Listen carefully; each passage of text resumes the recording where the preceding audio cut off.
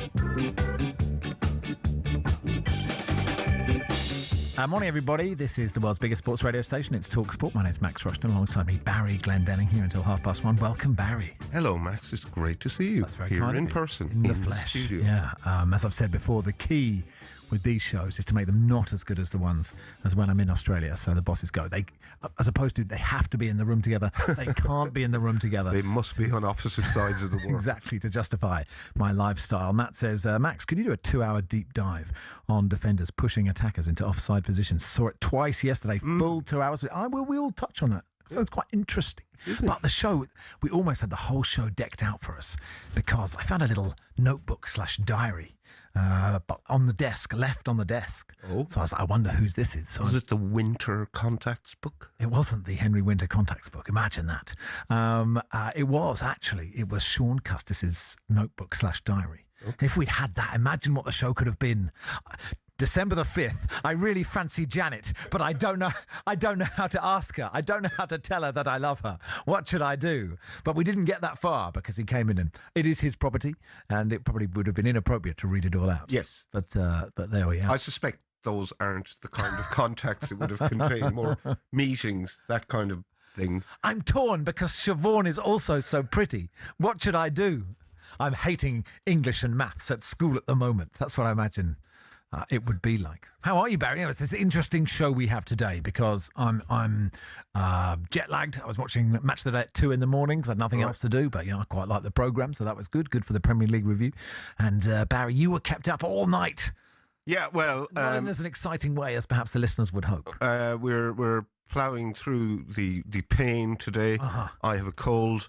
I have a running incurred groin injury. Oh dear. And I was kept awake until, well, not all the time, but on and off till 5:30 a.m. because next door we're having a party. It's not acceptable behaviour. Young people having fun, playing very loud. I believe it's called drum and bass / jungle. Oh no! Could you just knock on the door and say, could you turn the bass down a little bit? Could you play some acoustic classics? I'm trying to. Surely at 4 in the morning, that's when you play more than words, and everyone just sits around. You'd hope so, yeah. Or two become one by the Spice Girls. Yeah, you'll take that. Or chill out music, just chill out music. No one needs jungle at 5:30 in the morning. And it was one of those parties where people weren't allowed to smoke indoors. That's fine. I used to have a problem with people smoking indoors because I used to smoke indoors, but now I no longer smoke. I can't think of anything worse. So obviously all the smokers had to go outside and convene. And they didn't do it in silence. No, they didn't do it in silence. I felt a lot of self-pity. I felt bad for I don't know many of my neighbours, but two of them I do know live directly across the street from the party house. They have very young twins who will no doubt have been kept awake by the mellifluous banging sounds of Goldie or whoever it was. Were you tempted? Because I have, it is a real sort of coming of age moment. But that's probably the wrong First time you complain. Yeah, like it's a real... I don't want to be that guy. Yeah, I'm just in my pants. And I'm saying, could you turn it down? And when you're on the other side of it, you're just like, hey, just come stick a shirt on, come join the party. And you're like, I'm not in the mood for this. You're wasted. I'm not. I have work in the morning. But you didn't think vest and pants, complain? No, I don't want to be that guy yet. But yeah, it was not nice. You are aware I've made it known before that I do have a super soaker in my bedroom, and occasionally loaded at all times. I by choice chose to live near a major London concert venue, but I still feel I have the right to soak gig goers who are loitering on my street instead of getting in their cars and driving away. Absolutely. You don't need to have a chat. Just get in your car and leave. Yeah, you've had your fun. Yeah, you've had your fun. Go home. But I don't feel I can soak friends of my next door neighbours because they'll know where the water is coming from. I think it's acceptable. There'll be Zapruder videos. They'll be slowing things down and this is, it came from that window. It's that grumpy Irish man next door. FBI show. Triangulate where you are. Paul the Scouser from Bournemouth says, great to have both of you back. Love Sunday show. So witty, both of you. We were here last week. I don't know. But thank you. Long-time listener, first-time viewer, says Christian. We are on YouTube if you're interested. We weren't here last week. Were we not here? No, we were bumped for the FA Cup. Bumped. Was it worth it? What was the game? I can't remember. Probably not. This is better than football. Come on. I've always pictured Barry looking about 15 years older. Never meet, see your heroes. Sorry, not sorry, says Chris. He does have an old voice. Anyway. It's deeper than usual today because I'm bunged up, Max. Wow. Another ailment. God, this is, honestly, the fact that we're doing this show through this agony, through my jet playing lag, through the pain. This is, people don't appreciate. We're troopers. We are heroes for doing this for you. Not that we like to talk about. No, this is interesting. I don't know if this is true yet, but apparently the Torquay players, I don't know who they were playing. I've heard this story. Complained that the supporters had a better coach than them and made them swap for the return journey home. This is it was on Twitter. Ant said this. Absolute entitlement and a bleep take of normal working people. They should be made to come out and give a public apology for allowing this to happen. Steve says, it's true. I'm on the supporters coach. Moaned about our coach having more legroom. Comes from the higher ups. That is outrageous, says Warren. Who the bloody hell do they think they are? How do we feel about Torquay commandeering the supporters bus? That's so fun. Well, now, I saw this story at about 4 a.m. when I was doom scrolling because I couldn't sleep because of the noise from next door. Yeah. And I would have forgotten about it except you brought it up. Now, my understanding is the Torquay fan bus is not owned by Torquay or the players, so they had no entitlement. Right, it wasn't even there, but it wasn't. Now, I could be wrong, but this is my understanding. I meant to text Charlie to see could he shed any light on, because he's a Torquay fan. Yeah. So the players seem to have illegally commandeered this bus because it had more leg room than theirs. I also want to know, how did they know it had more leg room? It's a very good point.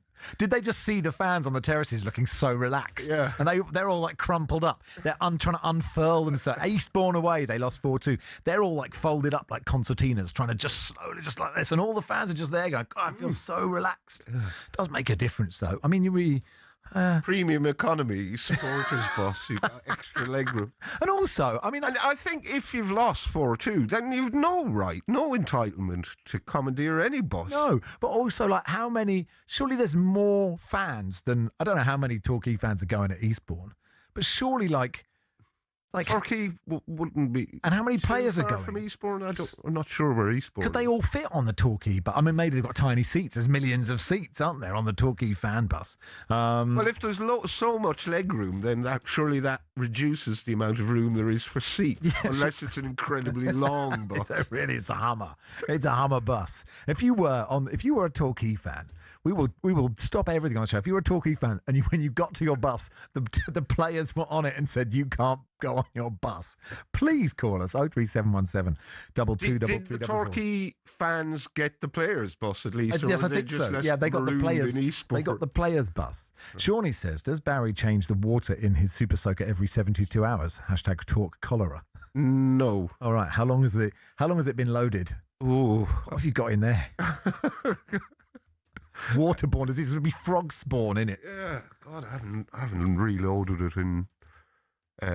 This is still the Super Soaker we're talking about, just for clarification.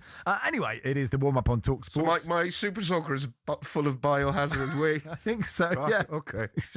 You should throw down hazmat suits and then tell everyone to get ready and then fire it. But, no sympathy.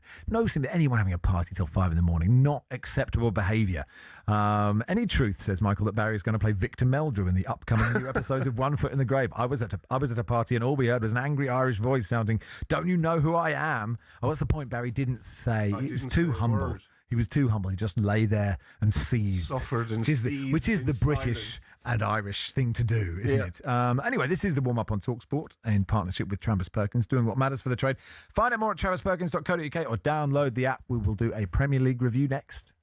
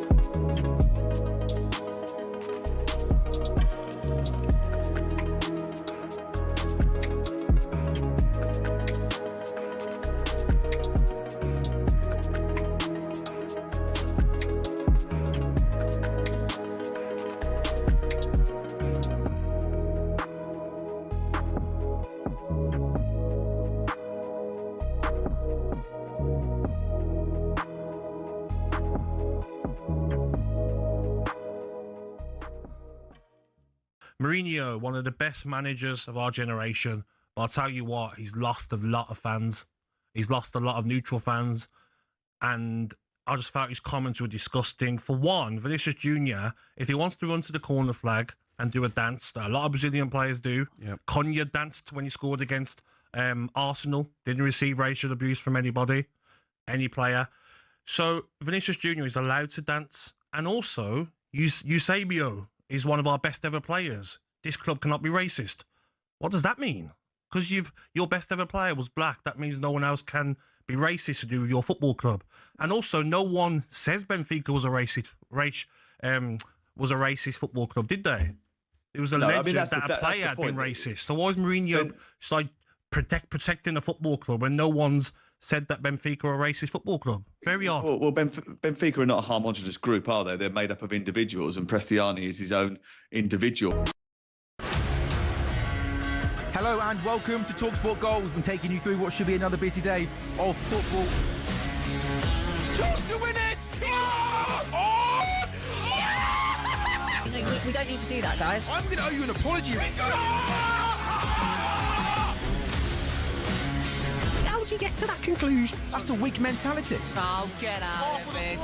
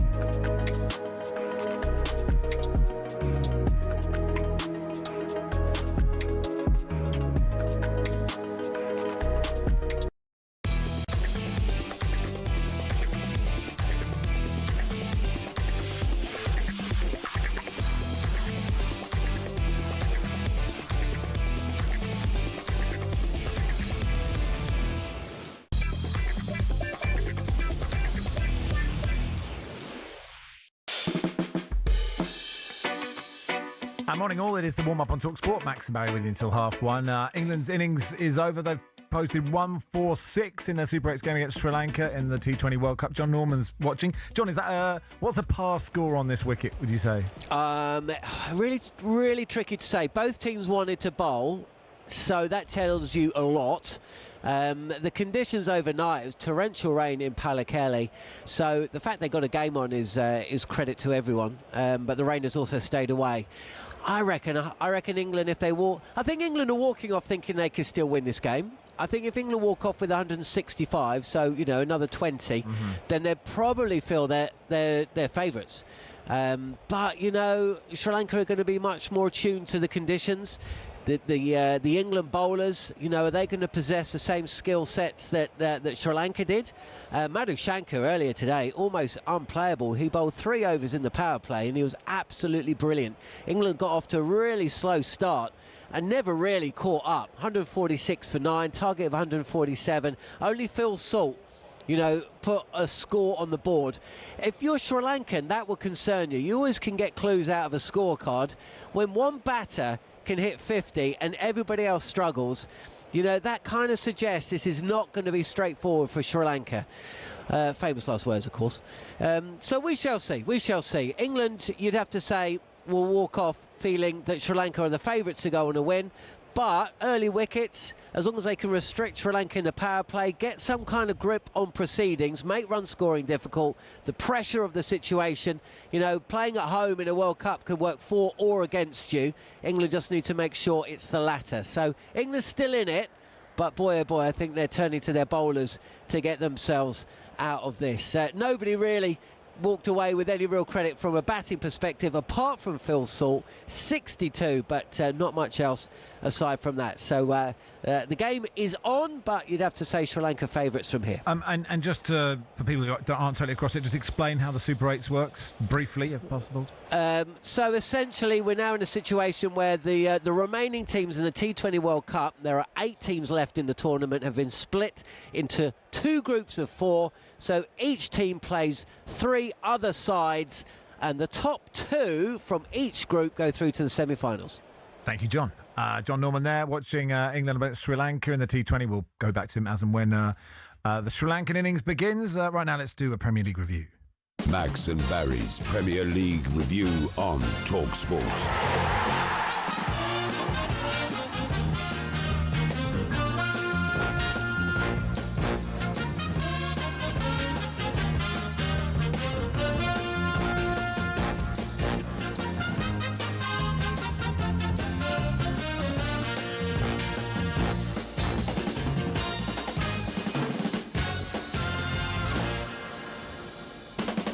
Begin at the Etihad, Barry? Yeah, if you like. Man City 2, Newcastle 1. Very nervy ending, wasn't it? You could see City wanted to get over the line. They deserved it, but Pep before the game saying he didn't care about the title, right? In one of Pep's massive lies. And then he gave the game away with how he celebrated afterwards, didn't he? Well, I mean, who does he think he's fooling? Of course he cares about the title race. And I wouldn't say worried, but I want the league, I want there to be a title race. Mm-hmm. I'm not going to lie, I would find it amusing if Arsenal messed it up. I don't particularly want City to win another title, but they're the only team that can do it, really. But City could not have hoped for kinder opposition than Newcastle. No, I thought Newcastle played well in this game. It could have, a draw wouldn't have been an unfair result. It was one of their better performances against City. But Newcastle's record against City, and particularly at City in the Premier League, is just so bad. And Eddie Howe's record against Pep is so bad throughout his time as manager at Bournemouth and at Newcastle. I get it, City are really good. Sure. But Pep really does have 17 wins in a row for City at home against Newcastle. Yeah. Which is a lot of wins in a row, isn't it? A lot of wins in a row. Yeah. They closed this one out. But Eddie Howe was not particularly upset afterwards because he thought Newcastle had played quite well, and I agree with him. Yeah, I think you're probably right. And Nico O'Reilly, obviously too many O's. We all just Can we please be Nick O'Reilly just to say it? It's easier to say, but anyway, it is your name, so we respect that, of course. Brilliant in the 10. Keeping Foden out of the 10 at City, isn't he now? I think Foden was on the bench, wasn't he?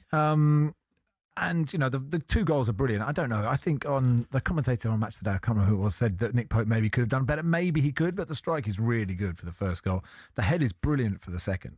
I just wonder where is Nico O'Reilly's on the plane status, and in which seat is he now sitting on the plane? Is he sitting on the plane as a left back or as I'm just hopeful that the players of Torquay United won't commandeer the plane because it's a private jet.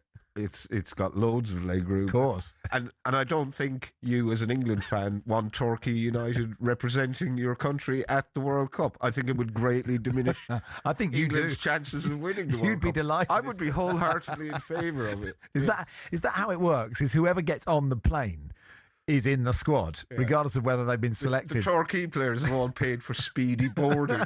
And then Tuchel looks at them and goes, I didn't think I had Chris Hargreaves and Tim Still playing. What's going on? Fair play. That's 2 more Torquay players than I'd be able to just for the record, I think they probably both retired about 20 years ago. Rodney Jack. It's Rodney Jack playing.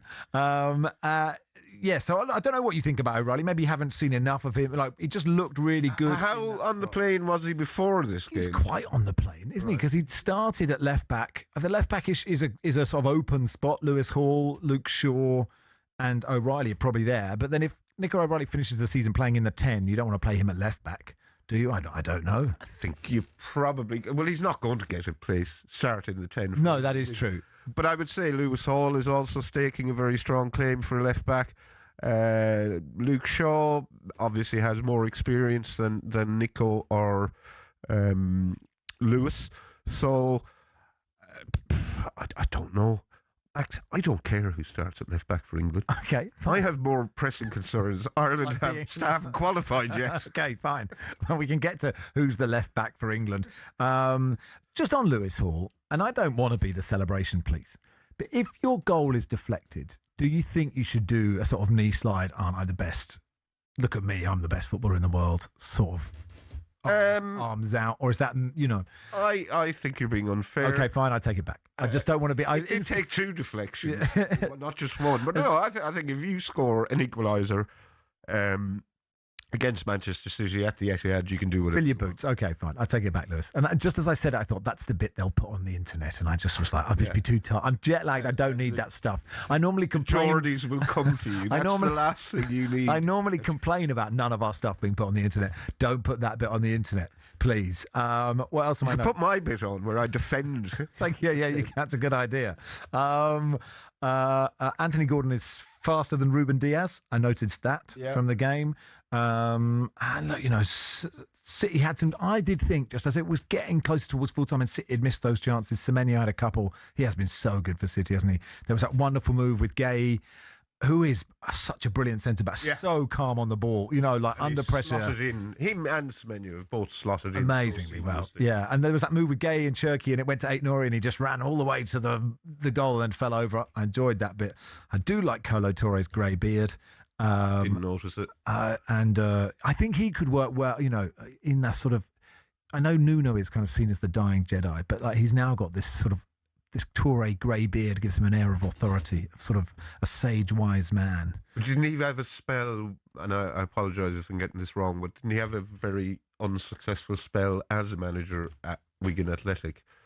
I don't know, but I'm just thinking more of a sage, wise man. He doesn't have to be a football manager. Right. Just a sage, wise man who knows things. That's what a grey beard says to me. That's why I'm cultivating one myself. And look, Donnarumma made another really big save right at the end, didn't he, from Harvey Barnes, and what a brilliant signing he has been. Should we do Chelsea-Burnley before? Can we do West Ham-Bournemouth, by the way? Of course. Right, I watched the first... I sometimes find it difficult to quantify how bad I think a football match is or has been. Yeah. But I watched the first half of this and was so unimpressed with what I'd seen. Yeah. Now, bear in mind, I had met a couple of friends to watch the Ireland-England rugby match in a pub, so I'd had 5 pints. 5 pints. Okay. So 5 pints was not enough to dull down. Yeah, so 5 pints wasn't enough to numb the pain of West Ham Bournemouth. And it was so bad that at half-time, I made the executive decision to watch Michael McIntyre's Big Show instead. And? It was much better than the first half. That's good news for Michael McIntyre. Yes. Who was the famous person on the balcony? They had 2 famous people, a married couple. Can you guess who they were?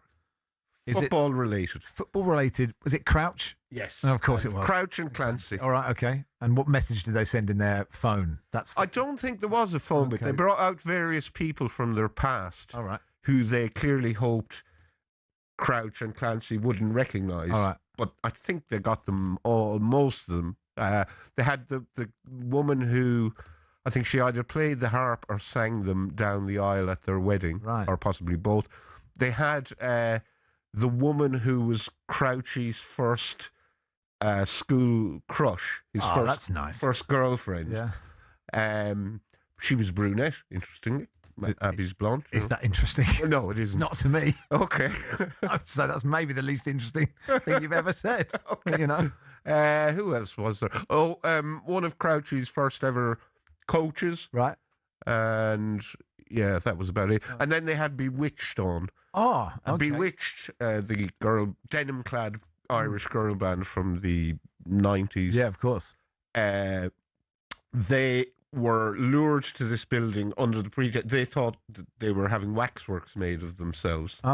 But instead they were a wall dropped and they had to perform that song of theirs, C'est la vie. Okay. I mean, this is a great review of West Ham Bournemouth, isn't it? So anyway, to bring it back to sport, I once sang the whole of Don't Blame It on the Weatherman, but changed the lyrics to Don't Blame It on Gary Retchakan, the former 400-metre hurdler. So there we go. So before you say, please talk about sport, that was entirely sport-related. The only thing I would say, Matt says 5 pints on a heavy cold. Fair play, Barry. In hindsight, it was not a good idea. The only point I'd make about West Ham is they are 2 points off Forest. They have had a revival, right? Yes. But they are still in the relegation zone, and their next 4 games, without going full Brazil, the next 5 games, Liverpool away, Fulham away, Man City home, Villa away. So there is every chance that in 4 games' time, they will still have the 25 points that they have now, if it's 25 points that they've got. Because that's not an easy run of fixtures. No, it isn't. And I'm saying that in great hope that Tottenham will probably still only have 29 points in 4 games' time, but still not be in the relegation zone. Anyway, it is Max and Barry with you. Come on, guys. Where's the spoiler warning for Michael McIntyre's Big Show? Our apologies. It is Max and Barry here until 1:30, brought to you with Travis Perkins doing what matters for the trade. Find out more at travisperkins.co.uk or download the app.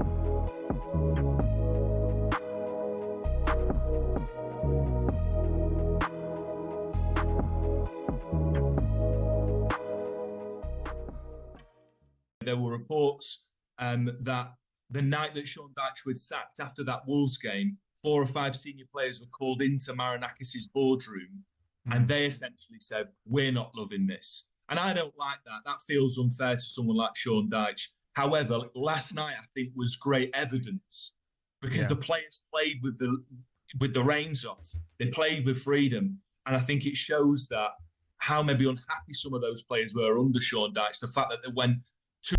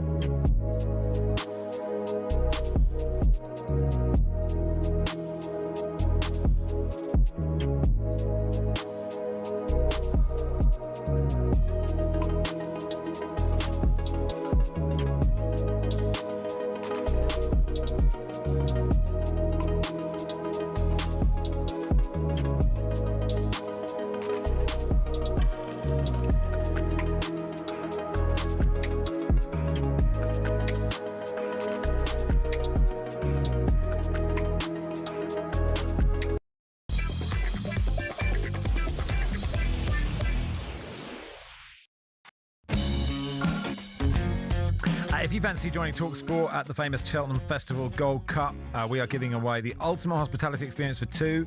Friday, March the 13th, you will get full VIP treatment, a 4-course lunch, complimentary bar all day, celebrity tipsters and more, experiencing the races the best way possible, and you'll get to meet some of us. To enter, text WIN to 83338. Text costs £2.50 plus your standard network rate, or call 0343 418 7260. Lines close on the 27th of February, my dad's birthday, at 4 p.m. A happy 87. David Rubinstein. That's when you'll need to answer your phone. If it rings, 18 plus, UK residents only. This is talkSPORT promotion. Full T's and C's at talksport.com. For your chance to win, text WIN to 83338 now. Robbie says, following Barry's glowing synopsis, I will watch Michael McIntyre instead next time I'm stuck watching my team West Ham on a Saturday. There we go. Where do you want to go next? Brentford? We can go to Brentford, sure. Why not? So, James Milner, tip of the hat to James. Well done, James Milner. Becoming 2002, his debut. Yeah. I mean, it's a 24-year career. That's quite remarkable. It was astonishing. He made his debut when he was 16. He's become the leading Premier League appearance maker with 654 and has overtaken Gareth Barry. I don't want to disparage James's achievement in any way, but let's going to anyway. Yeah. I think quite a few Aston Villa fans are a bit chippy because if you compare the number of minutes James Milner has spent on the pitch during his time as a pro to the number of minutes Gareth Barry spent on the pitch, the difference is so big in Barry's favour that it works out at about he's played about 144 matches more in terms of minutes. So you're saying James Milner is a fraud? That is exactly what I'm saying. No, it's not what I'm saying. I'm a huge James Milner fan. I love the way during lockdown, he really leaned into the boring James Milner gag. That really tickled me. But yes, I am calling him a fraud. It's a massive win for Hertzler and for Brighton. They're probably safe now, I think. I think so. I don't think they were ever in any realistic danger anyway. I did read an interesting... Hertzler gave an interview. It must be in his press conference on Friday, I guess. But he was saying he had a day off during the week. He was out running in Brighton. And obviously him being Fabian Hertzler, lots of people were giving him shout-outs and interrupting his run to talk to him. And it's like me when I go for a jog. Yeah. Yes. It happened to me once when I went for a jog, and a guy recognised me, but he was riding a Lime bike, one of those hire bikes for people who don't live in London. And he was riding alongside me, trying to have a conversation with me about Sunderland. I was near the end of my run. And he was going slightly too fast, so I couldn't keep up with him. But I was trying not to be rude. But anyway, what about Hertzler and his run? What was he saying? Well, he was saying, because there is talk that he's under pressure, and so he should be, I guess, with the poor run of form Brighton had been on until yesterday. I think it was 1 win in 15 against Burnley in the league. But he said, weirdly, the reaction of real people on the streets of Brighton is completely different to the reaction he gets from people on the internet. Of course. God, the internet. Should we get rid of the internet? Put it in a box under the bed. Yeah, we're not ready for it. Actually, it wasn't a good idea, or we aren't mature enough to deal with the internet. But look, it was a nice finish from Gomez, wasn't it? Brilliant shot before that off the bar. Kalioglu, that was a brilliant shot. Yeah, and then Nathan Collins had just come on, and not the place to try and back heel. But it was a difficult one, just the position of his body where he was.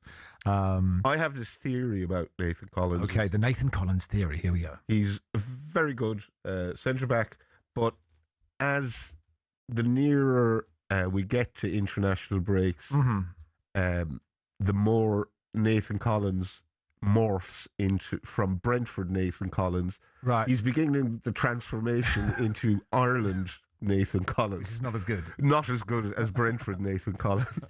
It's like Premier League Anthony Gordon and Champions League Anthony Gordon. Yes, yeah. Isn't it? Carl says, if Barry was bored with West Ham Bournemouth, I can't wait for his reaction to my team Walsall's main Monday night football game tomorrow. Hopefully there's a repeat of brushstrokes on UK Gold, he says. Walsall MK Dons in League 2 on Monday night. I cannot wait. Yeah, Everton are playing Man United in the Premier League, if that's more up your street. Should we do Chelsea-Burnley? Because I think once Chelsea go 1-0 up after 4 minutes, no one in the world is thinking they won't win this game, but Burnley definitely deserved a point. Yeah. They almost won it. Yep. James Ward-Prowse's delivery, we know, is good. Like, he warned them with that free kick that Ashley Barnes headed over. Then there's the goal, Zian Fleming, where Zian Fleming's totally unmarked. And then Brun Larson is totally unmarked about a minute later. And he should have scored. He should have done. And I just love how hard Burnley are working. Scott Parker, whatever happens afterwards, he sounds so miserable. But... you know, he's done it. He is fighting with this team, and you know they won't. The chance of them staying up is almost zero. But they're giving it a go. Ian Fleming seems to think it's on. Yeah. I thought he said Ian Fleming. Ian Fleming. Imagine that, Ian Fleming. His next novel, his next Bond is Escape from Burnley. Well, I think Ian Fleming's notions may have been even more fictional than Ian's. Yeah. But I thought I applaud his optimism. Put it that way. I did like Liam Rossini gets teased, doesn't he, for being sort of memeable. His sort of LinkedIn, Mr. LinkedIn, his LinkedIn chat, and he did do some LinkedIn chat after this game, and he's had a decent start, hasn't he? 4 wins, 2 draws in the Premier League. I think okay, you've dropped points home to Leeds and Burnley. It's not ideal, but instead of saying, someone didn't pick up their man, he said, an assignment was missed. That's like making it sound like you're in the FBI. Got to do your it's on the homework. Got to do your homework. Yeah. You missed. You didn't do your French translation. You didn't do your count to 80 in French. But yeah, an assignment was missed. I will not throw my players under the bus, but there was a player who marked the wrong player, and that is quite Sunday League. In that, I've had this because I'm quite good in the air and I'm quite tall.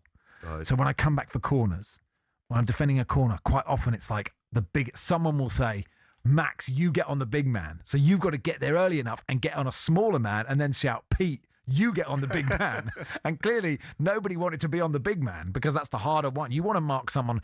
You don't want to embarrass yourself, right? So you don't want to mark someone who's like a foot shorter than you, but you look at someone who's a bit shorter than you and every team has like a 6'5" centre back. You're like, oh God. And they might be terrible in the air, but you just don't want to have to mark them. Right. So that's what happened. That's here. what the... I think on Match of the Day, while Ross Senior didn't want to throw his players under the bus, I think was Wayne Rooney threw Andres Santos under the bus. But Santos might not have, Santos didn't follow him for sure, but maybe that wasn't his assignment. Yeah. We don't know what assignment Santos had. The dog ate my... Exactly. Yeah. But at Chelsea dropped 17 points from winning positions at home, which is extraordinary, isn't it? And, you add 17 points to that, and I imagine, I don't have the league table in front of me, but they're probably winning the league, aren't they?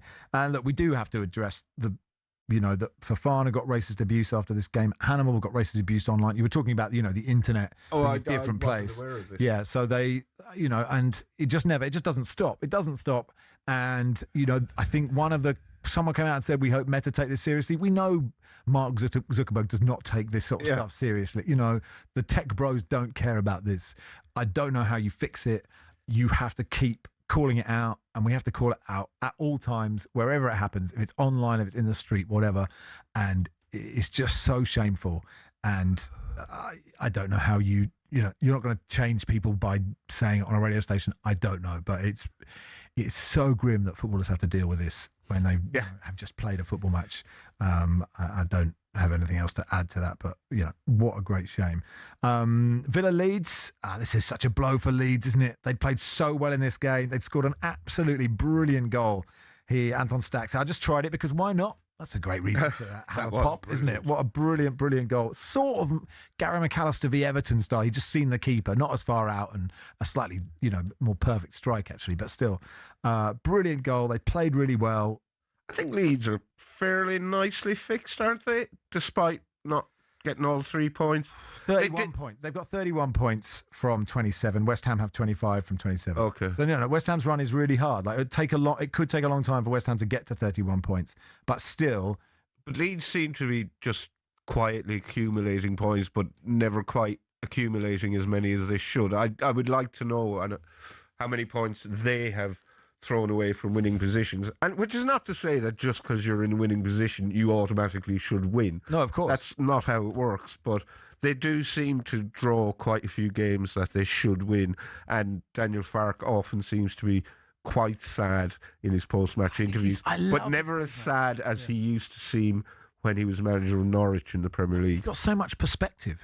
He's so unlike football managers. In how softly spoken it is, and maybe it's part of the German accent, but he's just so sort of affably charming and sounding unlike a manager and being like, like right now it's a bit of a pity, but like, when it all comes out in the wash, a point of Villa Park's quite good, so it's fine, and he was very proud of his players, and rightly so. What else have we got? Anything else in this game? Have we done all the games? I think we've done all the games. We've done all the games. Never do all the games. We never do all the games. There was only, five? Five, yeah. Well done, us. And I would say, as Saturday afternoons of the Premier League go, it wasn't one of the great Saturdays. Not a greatest advert for the Premier League. No. Anyway, I wonder, should we go to the cricket or should we do that after the break? I'm trying to see if anyone's still listening to us now. Okay, let's go to John Norman. England have had a pretty good start in this, John? Absolutely. I mean, we wanted to see there might even be a better start here. 20 for 2. Yes, it's been skied and caught.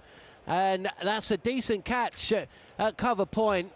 And Sri Lanka are in an absolute tatters. Ratnayaka, the third wicket to fall. Will Jacks has picked up 2. And this was really where we were going to find out just how difficult this pitch is to bat on, because Will Jacks has got, a lot of skills, but he's not a frontline spinner. But the fact is, apart from the first ball of his spell, which was hit for 4 thanks to a misfield, Sri Lanka have just found it impossible to get him away, and he's actually on a hat-trick.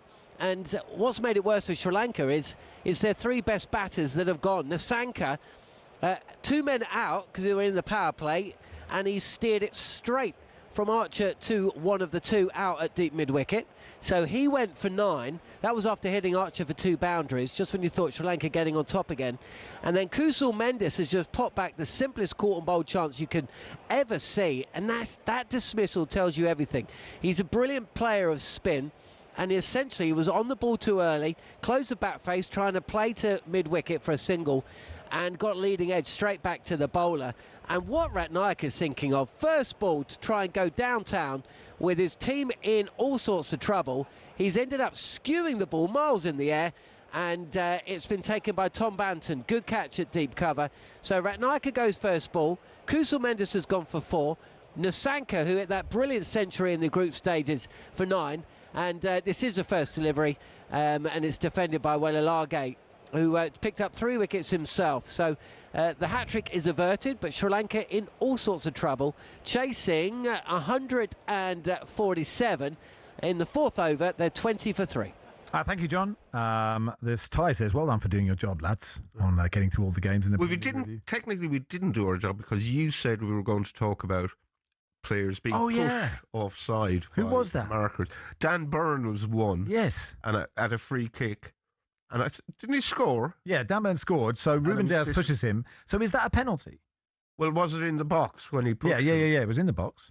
I don't know. So, and he was sort of pushed, but maybe before the free kick was taken. I don't know what the law is there, but clearly the best rule would be if you're pushed offside, you're not offside. Yeah.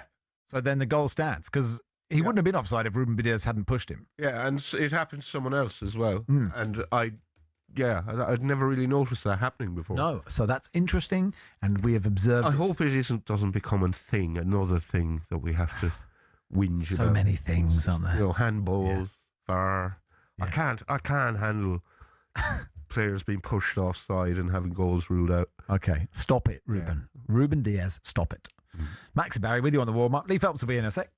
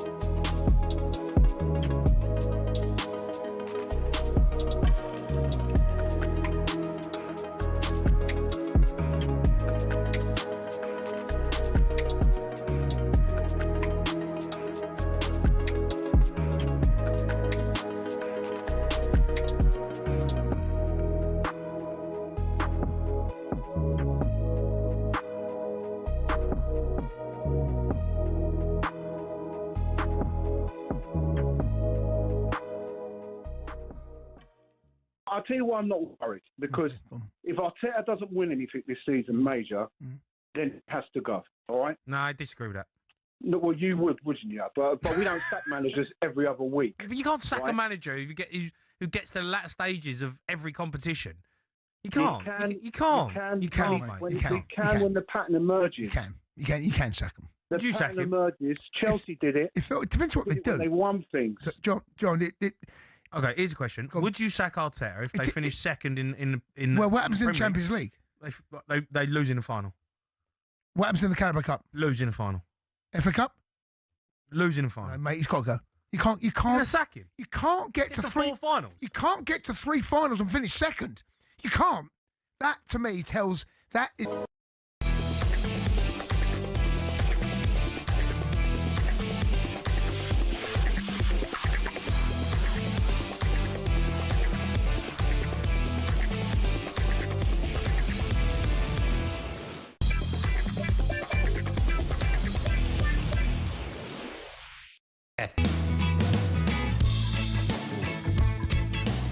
Morning all, you are listening to the warm-up on talkSPORT. Max and Barry with you until 1:30. We'll get team news from Alan Biggs, who's watching the Steel City Derby in just a second. Before that, let's get the latest odds thanks to William Hill.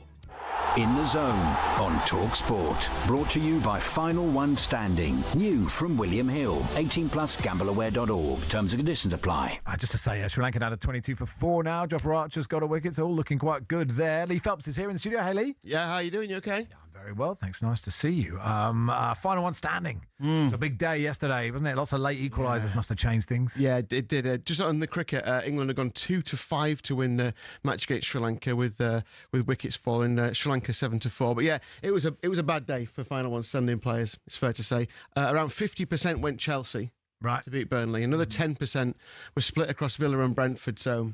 Yeah, a lot of players went out yesterday. There's a £20,000 game with one player left in it, looking for a Palace win. If Palace win today, they take the lot, the full 20k. If not, it gets split between home to Wolves. 3 players. Yeah, I mean, they should do, but Palace, right now, you just wouldn't bet on it. But it's weird, isn't it, given the season that Wolves have had and are having, You'd expect them to be downbeat, but you'd think they're probably going into that game with Palace in a better frame of mind than Palace are. Yeah. I don't think Palace are going down, by the way. 16-1 to go down, Palace. But so if they win that game, then they take the lot. Obviously, Forest in that relegation fight as well. They're 5-2 to be relegated at home to Liverpool. Good result in Europe for Vitor Pereira's first game. But Sean Dyche's debut was a win against Porto. So let's not get too excited for Vitor. Okay. Just I wasn't excited for Vitor generally. I'm sure Barry wasn't. It's very hard to excite that man. Yeah, true. Yeah, there's an epic boost in that game. Liverpool to score in the first half. It's evens from 4-6. Sunderland, Barry, I was going to ask you that they're only slight favourites to beat Fulham. 13-8. One defeat all season, obviously to Liverpool. Fulham have won 4 away games all season at Burnley, at West Ham, at Spurs, and at Stoke. I think it's a bit disrespectful on Sunderland. They've been undervalued again, haven't they?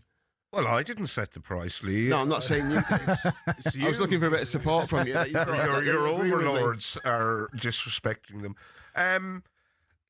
Sunderland have had a bit of a wobble of late. I think not entirely unlinked to the absence of Granit Xhaka. I haven't checked on his well-being.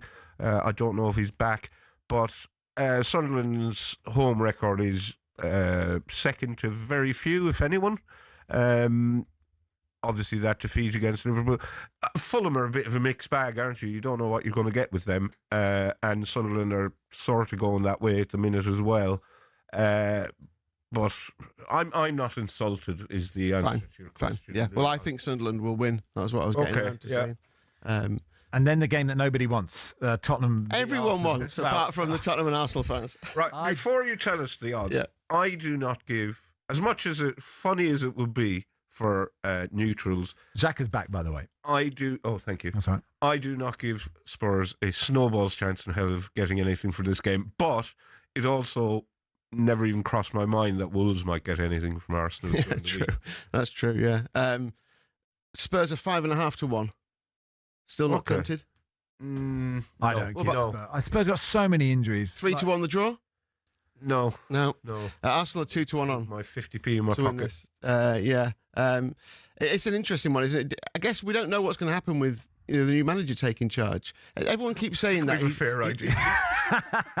Everyone keeps saying that he's won his first game in charge at multiple clubs. He comes in and does this, but they also say he's quite his style is quite aggressive. Well, cards aren't exactly a rarity in this fixture. So I think if you're having a bet builder on this, with 25% boost and you're winning, you get impact. So I'd be looking at Tottenham cards. They've got the most yellow cards at home of any team in the Premier League this season. Average over 3 a game. Over 3 cards for Spurs is 9 to 5, so just under 2 to 1. So I'd be putting cards in there if I was looking at it. There's an epic boost as well. That's a goal in both halves. Either team can score it. Evens from odds on. It landed in the reverse fixture back in November when obviously Arsenal won well. And given how Spurs have defended this season, no surprise to know that bet will have landed in the last 7 Premier League games as well. So I think Arsenal probably will win it, but I don't mind the draw at 3 to 1. I'm terrified. Are there odds on Romero getting booked even though he's suspended? From the stands. I really think, I hear what you say about Tudor, and it's interesting, and I think Tottenham have a much better chance than if Thomas Frank was there. And I think Frank was unlucky, but also wasn't good. I think both things are possible. But just the injuries are just so many in such key positions for Tottenham that I don't really know how they do it. I've just absolutely no idea. Can I ask you a question about betting?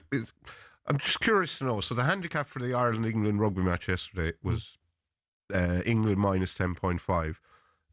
Whoever makes the handicaps got it completely wrong, and Ireland monstered England. Do the guys who do the handicap, do they get in trouble for that?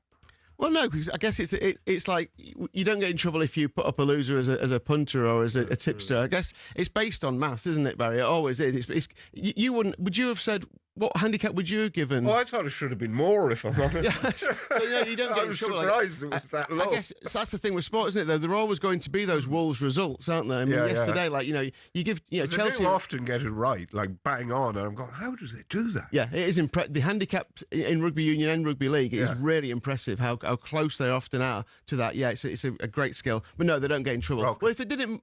Often in the stocks, straight in the stocks. Anyway, look, have fun. You've got something else to tell me.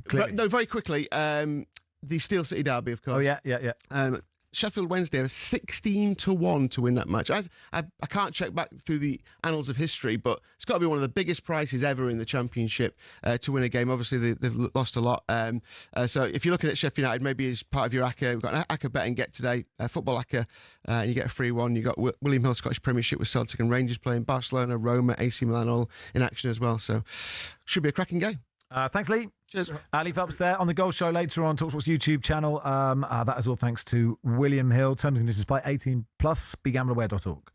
In the Zone on talkSPORT. Brought to you by Final One Standing. New from William Hill. 18+. GambleAware.org. Terms and conditions apply. Kick-off's in about 4 minutes. Let's get the team news then from Alan Biggs, who's at Bramall Lane. Yeah, highly likely. Good morning, Max. Those odds, 16-1 on Wednesday, win indicate that this will be the day that confirms relegation for the Owls, which it will be if they lose to their deadliest rivals. Could trot out all the usual cliches. I wouldn't really believe them, would I? League form goes out the window in a derby. These games are more like cup ties. Teams coming out. The reception indicates that that's exactly right, but as I suggested, it's hard to think of a single reason why Sheffield United won't win this today, possibly by a good margin. 26 reasons for that based on Beleaguered Wednesday's run without a league win. Even more reasons in the shape of United's steady recovery and progress towards a top six shot. No comparison at all between the health of the clubs and their squads, and no one, not even their fans, gives the Owls a prayer. Take the goalkeeping crisis. On loan, Seni Diang from Middlesbrough makes his debut today. He's the 7th man the Owls have used between the sticks this season. That's one of 3 changes. The others bring in Liam Cooper and another lone man, Joel Ndala. 2 Sheffield United changes. They're very settled. Sidney Peck returns, as does Callum O'Hare. There's live commentary over on TalkSport 2 with Chris Iwelumo and Jim Proudfoot. The Steel City Derby about to get underway at noon here at Bramall Lane. Sheffield United versus Sheffield Wednesday. Comes on out on TalkSport 2, on TalkSport 1. Here we are, Max and Barry with you until 1:30. We'll start looking ahead to the North London Derby in just a sec.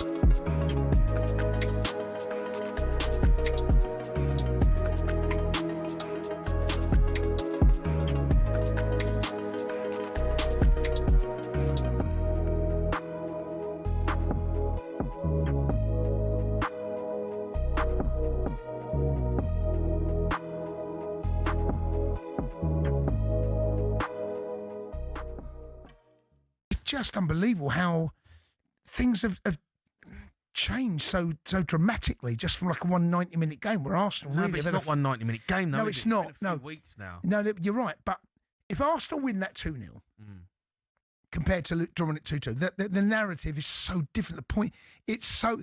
We're talking about now, you said it last night, Championship rounds, we are there. We're approaching that time now. Mm-hmm. And here's the funny thing, right, is that it's... Man City, right? They're not putting Arsenal under pressure. This is not like Man City and Liverpool going toe-to-toe, where City win, Liverpool win, City win, Liverpool win, Liverpool draw, City win, Liverpool win. Shin pads are a footballer's best friend, even if players like Jack Grealish do wear such small ones you can barely even see them. But what's the story with shin pads, and are there any rules on how big they should be? It all started with cricket, actually. Cricketers had been wearing shin pads since the 1700s. They'd been introduced not for leg protection, but instead to give batters a strategic advantage. The idea was that batters could put their leg pads in front of the wicket if they missed the ball, preventing them from being bowled out. Obviously, that all changed when the LBW rule came in, but that was the theory behind them. It was thanks to this guy that shin protection made its way over to football. Meet Samuel Widdowson. He was a cricketer and a footballer. He played for Nottingham Forest back in the late 1800s, and he wanted a way to protect his legs from nasty tackles. Apparently, he'd broken his leg in a match against Sheffield United in 1874 and wanted to stop it from happening again. Naturally, his mind drifted to his other favourite sport, where players had been wearing these pads. Story goes, Widdowson cut up his cricket pads, sewed them into his socks and popped them on before taking to the footy pitch. Ta-da! Shin pads. Like all great genius inventors, everyone took the mickey at first. To be fair, he probably looked quite stupid running around with these on. But it's thought his whole Nottingham Forest team then began wearing them from 1887, and the first known use of them in a match was in 1894, in a match between Newcastle and the then Woolwich Arsenal. Eventually, FIFA clocked on that this protection was pretty important for footballers. Multiple studies have shown wearing shin pads clearly reduces the risk of players getting lower leg injuries. And so in 1990, basically 100 years after Widdowson first put them on, shin pads were made compulsory. It became a part of Law 4 of IFAB. That's the body responsible for setting the laws of the game internationally. But the law doesn't actually specify anything about measurements of shin pads. It just says pads must be made of a suitable material and be of an appropriate size to provide reasonable protection.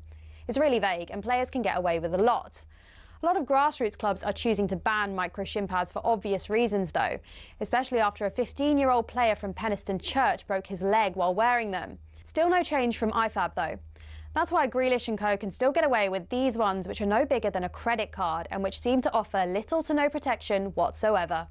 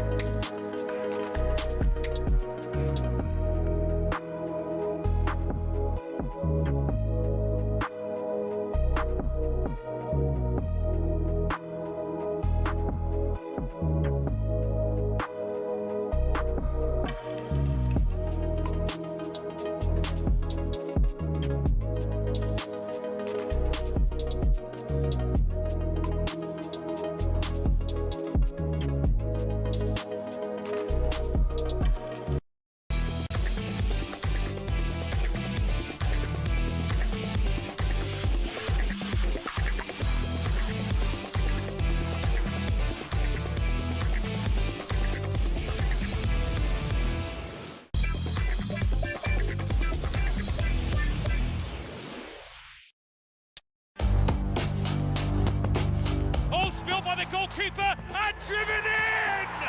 Off the post and in! Would you believe it? Arsenal have dropped 2 points in the title race. The equalising goal at the end was an absolute shambles from an Arsenal point of view. This would have hurt Tottenham next, isn't it? Has anyone seen Arsenal's 2-goal lead? What are they doing? Oh. What are they doing? They don't want it. None of them want it. These team are bottle jobs. We're soaking up pressure for the last 20 minutes. That's not the mark of a champion. You can't go 2-0 up at Wolves and not win. And then that is the full-time whistle, and it's victory for Manchester City. The gap is just 2. The goal difference is just 1. And the message is clear. We are coming to get you. We have a long season. Chapter 27 says, okay, we draw against Wolves. What I'm very interested is about the next one. Is what we are made of. Yeah, all eyes on the North London derby at the Tottenham Hotspur Stadium this afternoon, and we'll look ahead to that in just a second. Before that, let's go to Bramall Lane. Alan Biggs watching the Steel City derby. Patrick Bamford is just, sometimes he looks like the most composed footballer on earth, doesn't he, Alan? Composed, you've taken that word right out of my mouth, Max. Sheffield United 1, Sheffield Wednesday 0. A goal in only the second minute. Bamford's 9th here for Sheffield United in next to no time, and really it was a combination of Sheffield Wednesday's error and Sheffield United's calmness, which is sometimes not to be seen in the early minutes of a Steel City derby. But Joel Ndala, Wednesday player on loan for Manchester City, got himself into trouble down the left back position, ended up with a desperate attempt to clear, only found Gus Harmer, and there also the composure came in space, could have had a shot himself, decided to pass it to the side, and there was Bamford one-on-one with the keeper, and the most clinical finish you can imagine. So the worst possible start for Sheffield Wednesday, who will be officially relegated if they lose or even draw this game at Bramall Lane today. Sheffield United with their tails well and truly up. Commentary is on talkSPORT 2, Sheffield United 1, Sheffield Wednesday 0. Thanks, Alan. All right, then we'll turn our attention to the North London derby then. Tottenham versus Arsenal. It's 4:30 this afternoon, isn't it, from the Tottenham Hotspur Stadium. Let's do a bit of Arsenal first. Sophie Nicolau, friend of the show from the Highway Squad podcast. Afternoon, Sophie. How are you feeling? Hello, boys. I am feeling good. And hopefully Arsenal could do to Tottenham what Sheffield United are doing to Sheffield Wednesday right now. Yeah. Are you... A rivalry. I know, Sophie. Oh, there he is. I'm here. Don't worry about it. Okay, I'll sit back for 10 minutes. Here we go. I don't want to pick a fight with you. I know Tottenham Hotspur are a bit of a mess, but there's some way to go before there is in as much trouble as Sheffield Wednesday. Sophie, it didn't even cross my mind that before the game that Wolves might get something against Arsenal the other night. Were you as shocked as I was when they came back from 2-0 down to rescue a point? I think it was like the ending of The Sixth Sense, you know? It was a total twist and shocking for everyone. That was not ideal. It was a bad result, much like Manchester City's result at the Tottenham Hotspur Stadium, going 2-0 up and then blowing a lead and allowing Tottenham back into that, which is why Arsenal need to be very cautious today. So, yeah, it was a terrible performance, the worst so far this season against a terrible team, maybe one of the worst in the Premier League. With that said, it's not over yet. Yeah, I mean, you are top of the league still, so it isn't over yet. You are giving an air of calm, Sophie, but I want to know really, how are you? Like, are you thinking, oh, we can't do this again? Like, it can't be again. We've been really good this season. Like, people talking about the quadruple in every competition. I know City are too, but like, you've been the best team by such a long way. It couldn't happen again. There must be a lot of you thinking, oh, not again. Well, I mean, of course, history can repeat itself, but history is also there to be rectified, and narratives are there to be busted and broken. And it's up to Arsenal to write their own headlines. You know, they have the control and the ability to be able to do that. It's up to the players to go to the Etihad this season and beat Manchester City. You have to be able to, guys, this is where it's like, stuff your XG, forget your data, forget your analytics, forget the hype videos, stop talking, just go there and win and get 3 points. Nothing more, nothing less. You put that Wolves defeat in the rearview mirror. I always say I only use the rearview mirror to check my lipstick. And, you know, that's what Arsenal should be doing too. This is a monumental North London derby. I've heard some Arsenal people maybe play it down a little bit, but I think it's huge. Sophie, do you ever find yourself getting a bit irritated with Mikel Arteta? He seems to... No, I'm irritated with people who keep calling Arsenal bottlers. Why are we always... I'm going to shock you now, Sophie, and agree with you, because they haven't technically bottled the league at all in the last 3 seasons. Yeah, they've always sort of been playing catch up. But this season, if they don't win it, that they will have earned the title. Hang on, weren't they top by a lot one season? I can't remember. This must have come from somewhere, Sophie. I mean, I agree with you. The 23-24 season, that was the season where most Arsenal fans felt like we should have won the league. We were prolific. We had 15 goals from 4 different, players, double assists, the only team in Europe to be able to do that. And maybe a little immaturity at that point. We weren't quite ready for the moment. Yeah. Jurgen Klopp wasn't really ready for the moment until 3 years later. This is the time. This is the moment. This is the process, crescendo. This is it. And what irritates me, actually, and I'm glad you brought this up, Barry, is the fact that Arsenal have been there. This shows you how difficult it is to win when it's been Liverpool, Manchester City, Liverpool, Manchester City. Arsenal is the team that's trying to break the mold. And I find it absolutely incredible, actually embarrassing, that Liverpool fans, Manchester United fans, cheering Manchester City on to win the title. What is that about? Yeah. I mean, I think the one thing that will definitely make people call Arsenal bottlers more is Arsenal fans saying the thing that annoys me is people using the bottle word. It's interesting. Wait. Are you saying that even what I'm saying now equates to people having permission to call me a bottler as an Arsenal fan? Do you see the cycle and how embarrassing that is? Yes, I know. But I mean, it's like... But why? I don't. I agree. Like, these people are all elite sports people. It's very hard to come second in the Premier League, right? It's really hard. Would you ever, Max? Yes. Would you ever want Arsenal to win the league over any other team? This is an interesting question, right? Because obviously, Spurs are my big team who win things. I don't want Arsenal to win the league because, objectively, I think I'd find it funny if they just keep coming second. Coming second would just be it would be funny. But I don't really want Man City to win the league either, right? And I agree, breaking the hegemony of like anyone winning it that isn't Man United, Man City or Liverpool, right? Is good for the league, right? But I don't know. It's good for the league. Yeah, but I mean, after everything like everyone's reported on Manchester City and the alleged X, Y, and Z, whatever it is, I mean, that should give people even more. Yes, but football isn't logical. For Arsenal to win it. I agree with you, Sophie. But football isn't logical, right? It just doesn't. It doesn't work like that. And I suppose, as a sort of, I don't want either to win it. If Man City win it, well, they've done it before. I'm sort of used to that kind of. And what that says, what that says is, what does that say about your club? If Arsenal were the only ones challenging year after year.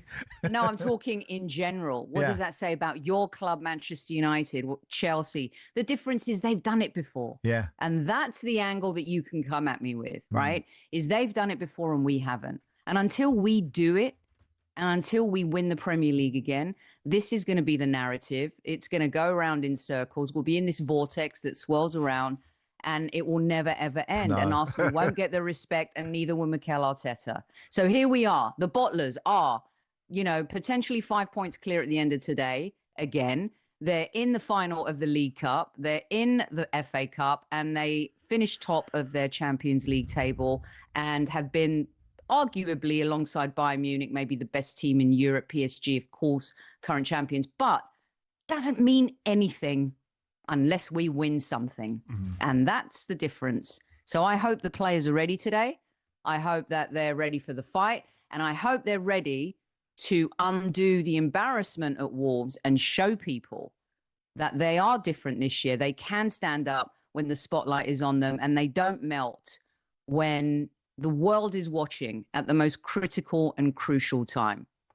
But Sophie, everything was put in place for Mikel Arteta at the start of this season. He had all the players he wanted, etc. and so on.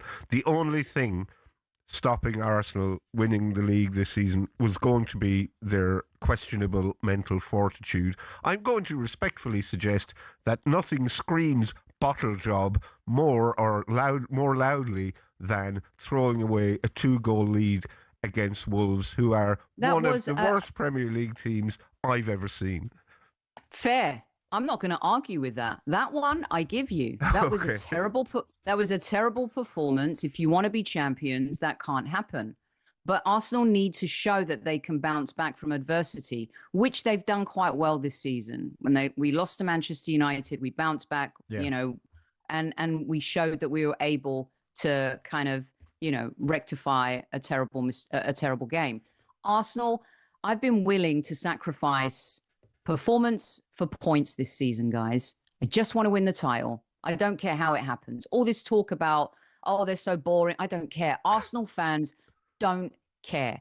We don't care if you call us Set Piece FC. We don't care if you call us Own Goal FC. No, we don't. No, we don't care. Why?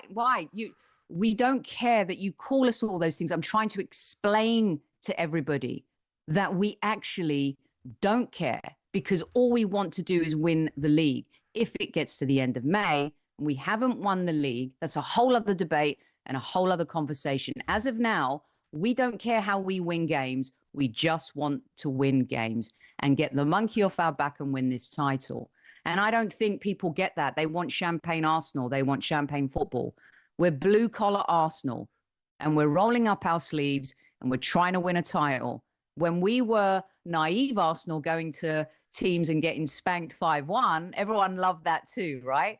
Now we're practical, sensible Arsenal competing again and at the top. Just need to win that trophy to get the respect. People still have an issue with it. So most sensible Arsenal fans don't care what you think. Well, Sophie, good luck. If it makes you feel any better, Tottenham are garbage and have 2 fit players, so you should be all right. But you never know. Always nice to chat. Thanks, Sophie. That would be a disaster if we end up going from Wolves and then losing to you. Don't invite me back on next week. Oh, you're coming. Oh, absolutely. Cheers, Sophie. Sophie Nicolau there from the Hybrid Squad podcast. Maurizio, Max, you have no idea how cringeworthy that Spurs big team that win things bollocks is. What's wrong with it? I can't help. We've had this conversation, so I can't have it again. I'm a Cambridge fan. We're second in the league. It's amazing. My dad's a Tottenham fan. He always wants, when I watch football, I want Tottenham to win football matches. It's subconscious. All football fandom is subconscious. You can't help it. How does Pa Rushden feel about today's game? He's not that fussed anymore about it. He's probably just watching the cricket. Yeah. He's sort of moved on. He's 87 next week. Doesn't really mind. He just doesn't care anymore. Not massively. Yeah, no, fair enough. Life, your football fandom changes and ebbs and flows, I guess. Maybe when he's 97, he'll, be tops off, back at the lane. Anyway, it is Max and Barry here until 1:30. We'll do a footballer game next.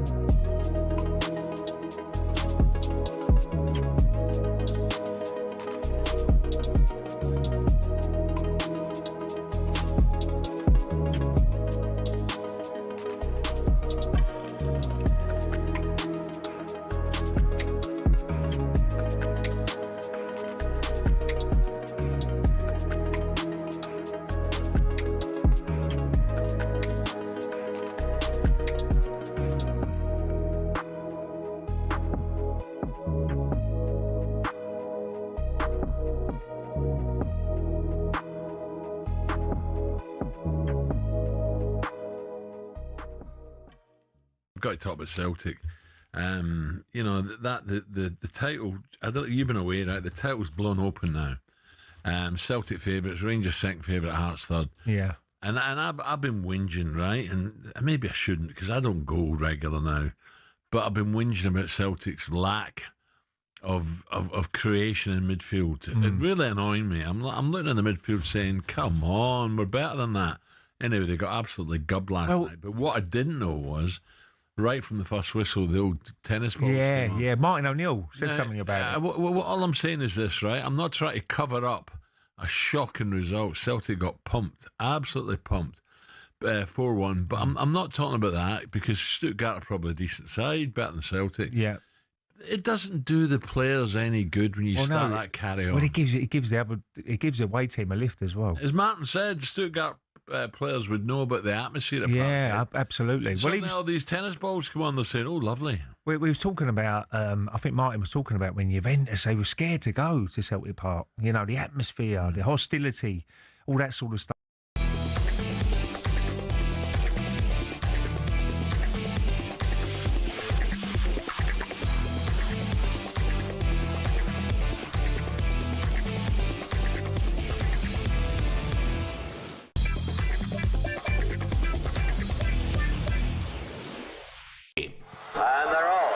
trip to Cheltenham, Alan Brazil style, on talkSPORT. Fancy going to Cheltenham with talkSPORT for the Gold Cup. You can live like Alan Brazil for as long as you possibly can handle it. It's not long for most. The ultimate hospitality experience for two on Friday, March the 13th, including VIP access, a slap-up lunch, complimentary bar. Go to talksport.com/win to enter. Back to Bramall Lane, another goal, Alan Biggs. Another goal to Sheffield United. Sheffield United 2, Sheffield Wednesday 0. Harrison Burrows with the second goal, another emphatic finish, more spectacular than the first, but a good patient build-up. He was played into the inside left position, to use an old-fashioned term, and from about 16 yards hammered the ball beyond Sheffield Wednesday's emergency lone goalkeeper Seni Diang, who in the opening 19 minutes here at Bramall Lane has had to fetch the ball out of his net twice. And I have to say, there could be further goals. Indeed, there could have been more goals than that, because Japhet Tanganga had a big chance from a Blades free kick, and then Siriki set up Callum O'Hare, who hit the near post with his effort. So 2-0 is not overcooking it as far as the Blades dominance is concerned, and Sheffield Wednesday fans will dread that something they've had bragging rights over and been able to boast around about for 47 years, the so-called Boxing Day massacre of Hillsborough in 1979, which was a 4-0 victory, something they've never really stopped talking about. Well, I think Sheffield United at this rate will have their designs on something similar in reverse. At this moment, Wednesday are going down. There's commentary on talkSPORT 2 live. Sheffield United 2, Sheffield Wednesday 0. Cheers, Alan, to John Norman. England going very well in the Super 8 T20 against Sri Lanka. Yeah, from one-sided counter to another. Who'd have thought that when England huffed and puffed their way to 146 for 9? And wow, what an innings from Phil Salt, 62. Even so, at the halfway stage, I was of an opinion, as were most, that it was Sri Lanka in control of this game, playing at home in front of a packed crowd. Well, it's been as bad as it can get. And the 7th wicket has really summed everything up, with Dushan Hemantha trying to essentially evade a back of a length delivery from Jamie Overton, and he's managed to smack the wicket with his own bat. So he goes hit wicket for 5, and really, apart from heroics from Sri Lanka's skipper Shanaka, who's still there, 23 not out, England are going to walk away with the points and a huge net run rate boost as well. 72 for 7 Sri Lanka, so they need 75 runs from 45 balls. They've got 3 wickets remaining. England all over their hosts. Sri Lanka 73 for 7. Cheers, John. Let's play the footballer game today. Me versus Barry. Also playing today, Mickey Gray, who's at Forest Liverpool. Hey, Mickey. Gentlemen, how are we? Yeah, very good. How are you feeling about the footballer game today? Big one. Oh, well, if I can get 1 point again, Max, it's probably be enough. What was your last point? Do you remember? It wasn't Mickey Heathcote. Oh, it wasn't Mickey Heathcote. Oh, no. Could he be up today? God, you'll never beat Mick Heathcote. Also playing James Fielden, who's at Selhurst Park for Palace Wolves. Hey, James. Hi, guys. You all right? Yeah, good. I can't remember if you were a footballer game expert or I guess the attendance expert, James. I forget. Expert in neither, but I think my last one was Glenn Whelan. So, wow, well done, well done. That's great form to be coming in with Glenn Whelan type form. Very impressive. Where did you get Glenn Whelan? Where did I see him? He's assistant manager of Wigan, I think. That was it, And yes. they played Arsenal in the FA Cup. Yeah. Do you remember at what point you got Glenn Whelan? Was it an early get or one of those where we're all scrabbling around for hours? I think someone named Stoke and Villa, and then it just all clicked into place. Wonderful, what a moment. And you never forget, do you? That's the way. Your first footballer game. There we are. Here we go. Okay. Reese is here. Welcome, Reese. Hi. Out of 10? A very nervous 8, I suppose. Nervous 8. Okay, yeah. No Tottenham fan thinks Tottenham will win. No Arsenal fans think Arsenal will win. It'll be a good game today. Okay, right, let's get on with this. Here we go. Our first footballer began his career in 2016 at Lorient, where he stayed for 2 years, not scoring any goals in 26 games. He moved to Arsenal, where he stayed between 2018 and 2022. No, where he didn't score in 57 games. He was loaned out twice. The first one was the 2020-2021 season, where he scored twice in 24 games for Hertha Berlin. And then he was loaned out to Marseille in 2021-2022. Matteo Guendouzi.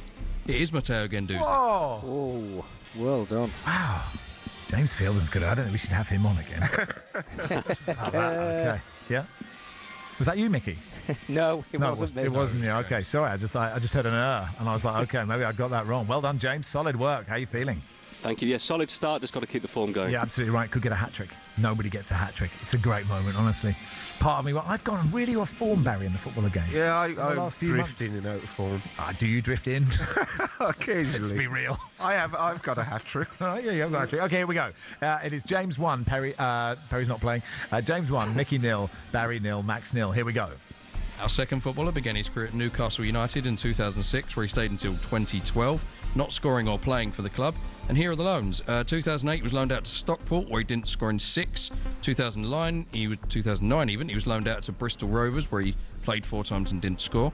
For the 2009-10 season, he was loaned to Norwich, where he didn't score in 38 games. He was then loaned to Celtic. Gunn.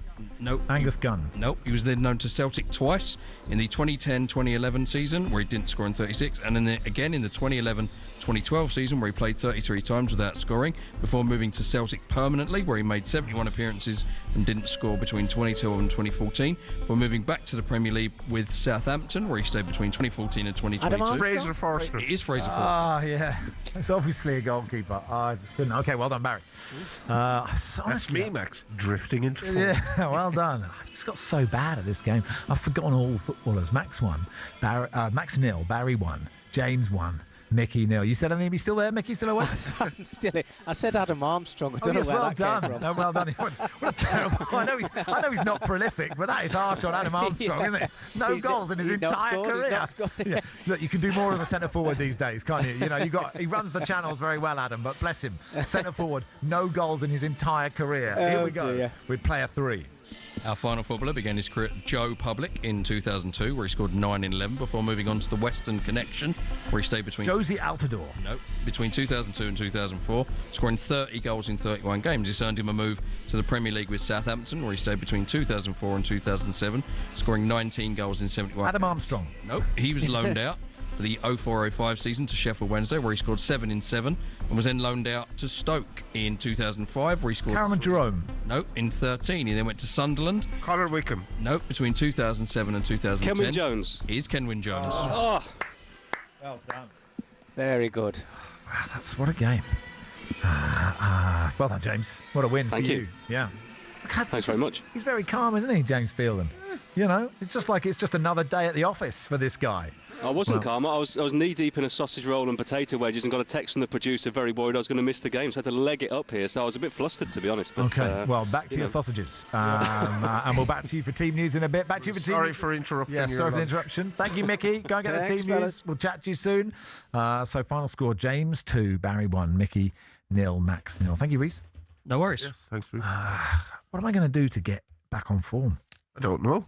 You just need one to go in off your backside, don't you?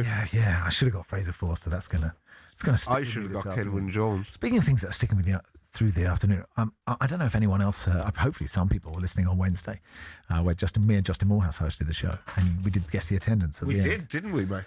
And Justin hosted, and it was me v you. Yeah. And tell the people what happened, Max. I was humiliated. Yeah. I was humiliated. It was sort of pants down humiliation. 5-0. I showboated twice. You showboated twice. I showboated on the first. Yeah, I completely forgot about the wall, the Borussia Dortmund, yellow wall. I think you had 40,000 capacity. I just let myself down so badly. It was an embarrassment. It was like one of those moments where you think maybe I just shouldn't do this anymore. I know listeners will be excited, but maybe I should just stop broadcasting. Well, what I would say is you're far more upset about getting a pasting off me than I was happy. You just moved on. Fair enough. But anyway, I did suggest that maybe Justin hosts until I get a victory, but you wanted to leave it there. Yeah, That's my one and only performance. Barry 5, Max 0. Well, we'll do that in 45 minutes. It is Max and Barry with you on the warm-up until 1:30. What are we doing next? I'll tell you. Mark Langland's going to join us, and we'll look ahead to all the 2 o'clock kickoffs.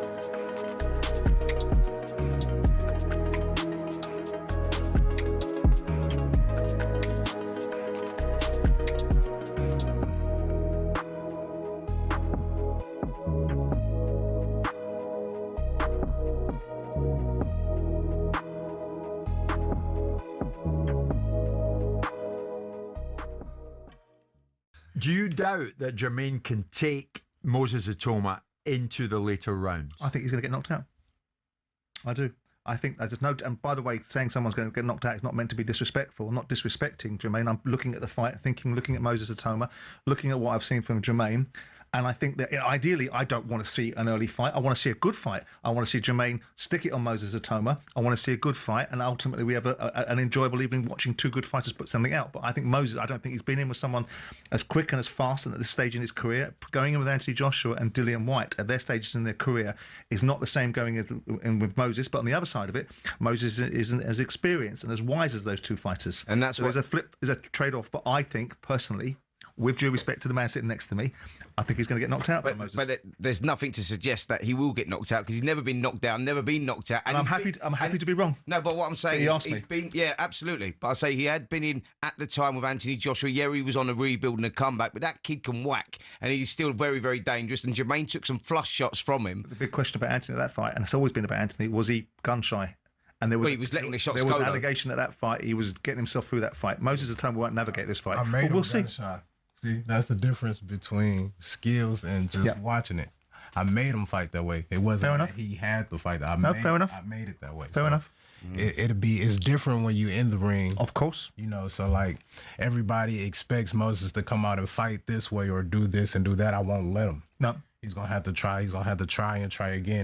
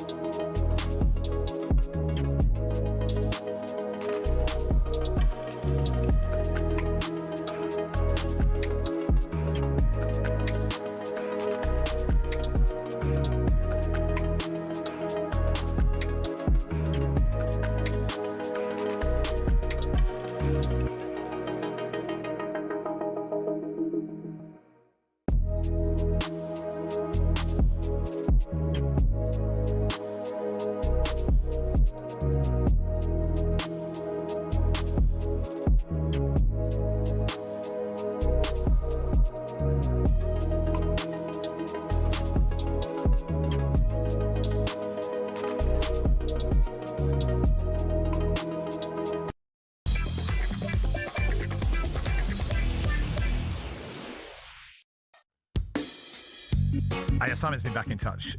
3 years for running my business into trouble. I learnt my lesson 100%, he says. And Chris in Leicester says, you literally said yesterday all children should be sent to prison. Stop with the mixed messages. Can't remember that. Anyway, it is Max and Barry with you on the warm-up until 1:30. Brought to you with Travis Perkins for latest big trade deals. Head to travisperkins.co.uk or download the app. Let's look ahead to all the games in the Premier League this afternoon with Mark Langdon from the Racing Post. Hey, Mark. Hi, Max. Hi, Barry. Okay. Good, thank you. Mark. You are a Tottenham fan. I think no Arsenal fans think they're going to win. No Tottenham fans think they're going to win. I don't give Tottenham any hope. Barry doesn't give Tottenham any hope. Do you give Tottenham any hope? I'd rather have Arsenal's players than Tottenham's players. So, I think they've got more hope than us. Yeah. And what do you make of the Tudor appointment? I actually felt that was more sensible than what other people have he's been criticised, isn't it? Because he hasn't got any Premier League experience. But I didn't see anybody out there that was kind of a logical stopgap until the end of the season with that Premier League experience. He has done similar jobs. Across Europe, but particularly in Italy. He's somebody that he's definitely got the sort of Antonio Conte's about him, both in terms of formation and sort of what he wants his teams to do in terms of work ethic. So I think for a sort of short, sharp message, that might sort of just be enough to keep the club up. But they're in a big mess at the moment. I was going to say, as a neutral, Barry, what would be funnier? Arsenal coming second or Tottenham getting relegated? Ooh. I think Arsenal coming second would be funnier. Although I don't think there's any chance that Tottenham will get relegated. I really don't. They'd be so bad in the Championship. Look, it's not done. I think West Ham have a really tough run next few games, Mark, but I don't think it's a done deal. Tottenham staying up. No. I mean, I think the club maybe think it is. They've already announced frozen ticket prices for next season, which might sound okay at the moment, but if it's Lincoln at home next season, it might not, be such good value. It's definitely not clear cut at the moment. I mean, they've got the fixtures after this one. I mean, this easily the toughest game they've got left, but they've got Leeds at home. They've got Forest at home, they've got Palace at home, got Brighton at home, Everton at home. They should, in theory, I think, be able to pick up the points in those fixtures, but they've been so bad at home this season that they haven't won, have they, this year? So to suddenly start saying that they will start winning, I don't think you can just jump to that conclusion. Mark, while I'm sure you enjoyed Wolves coming from 2-0 down to take or to get a draw with Arsenal, would you prefer to be playing an Arsenal team that hadn't let a 2-goal lead against Wolves slip? Because there could be something of a backlash and a response from them against a Tottenham side who have a lot of players out injured. Yeah, I mean, I think the backlash sort of theory is right, but I mean, it would have really hurt them on Wednesday. And, it's another game where they didn't play particularly well and they haven't won. And after Man City won on Saturday, I just think that the pressure now is at such a level that it might make them just more edgy and more nervous.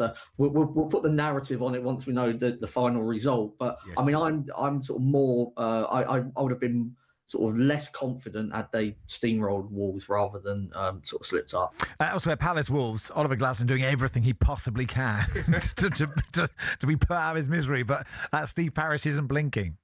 Yeah, I mean, I heard, what was it, on Friday morning, like a lot of rumours going around that I think Robbie Keane was being lined up and there was sort of serious doubt around Glasson's future. So I'm sort of a bit surprised, actually, he's still there.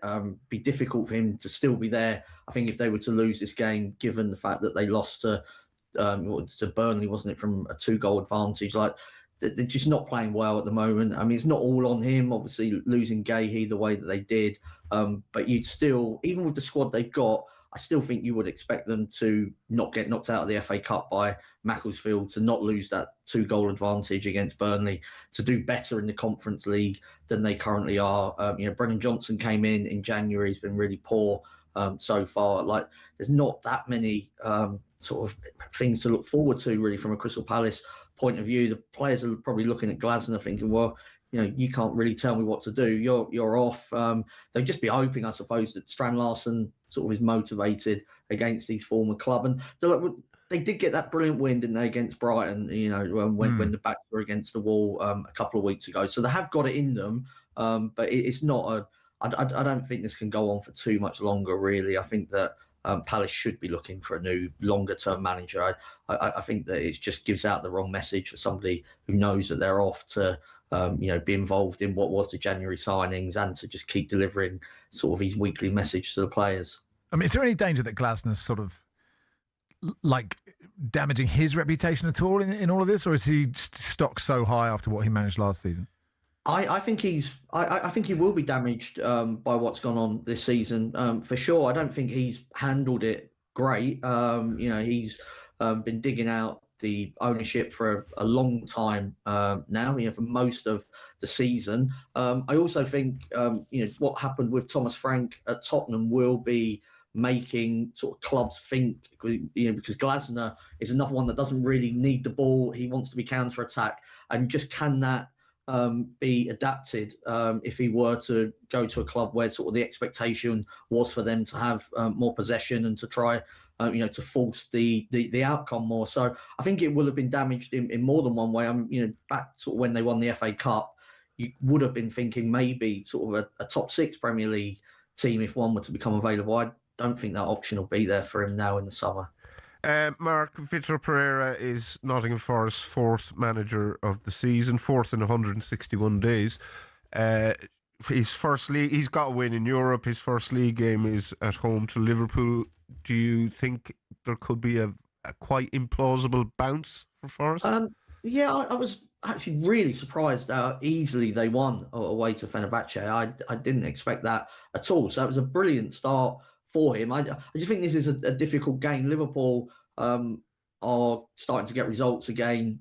If you look at sort of in recent weeks, the only time they've really slipped up was against Man City, and they were winning that one with only a few minutes left. And you look back to when they beat Sunderland 1-0, and Sunderland hadn't lost at home all season. And this is a similar type game, really, where I think if they defend well, Liverpool, which they haven't done all season, but if they do, they have got that quality to hurt Forest. Forest, of course, desperate for the points, given West Ham picked up that draw against Bournemouth yesterday.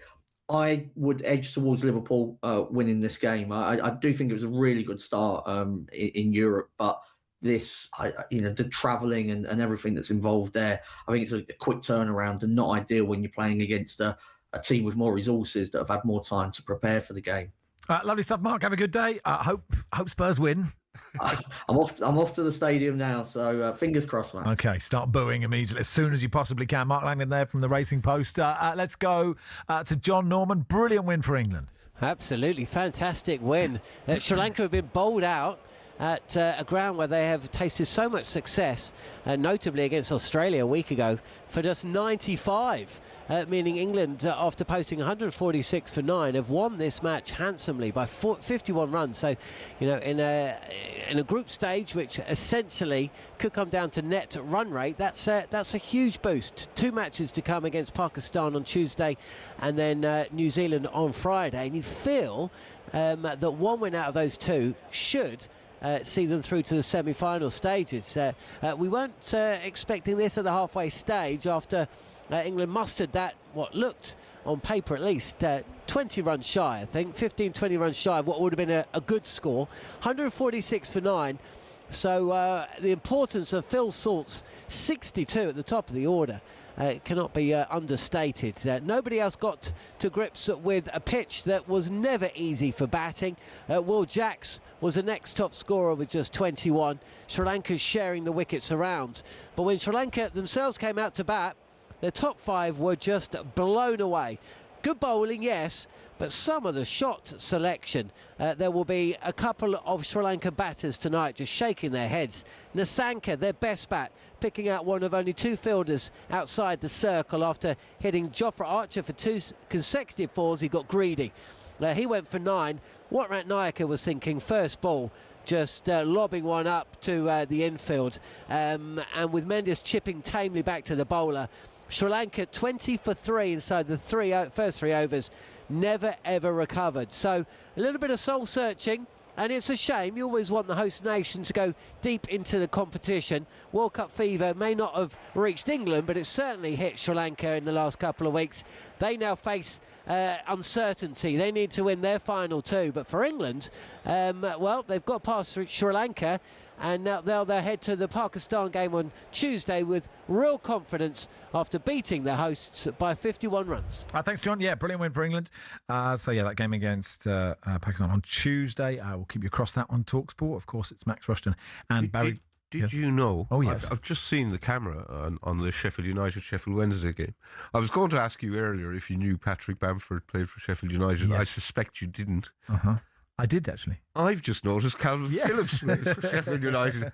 That passed me by, I have to say. Well, now you know. It's good if you have a massive telly right in front of you. Yep. You can learn stuff. Yep. Telly, it's good for the kids. I don't know what I'm talking about. It is Max and Barry with you until 1:30. Brought to you with Travis Perkins. For the latest big trade deals, head to travisperkins.co.uk or download the app. We'll get the team news from the 2 o'clock kickoffs and the Women's FA Cup as well in just a second.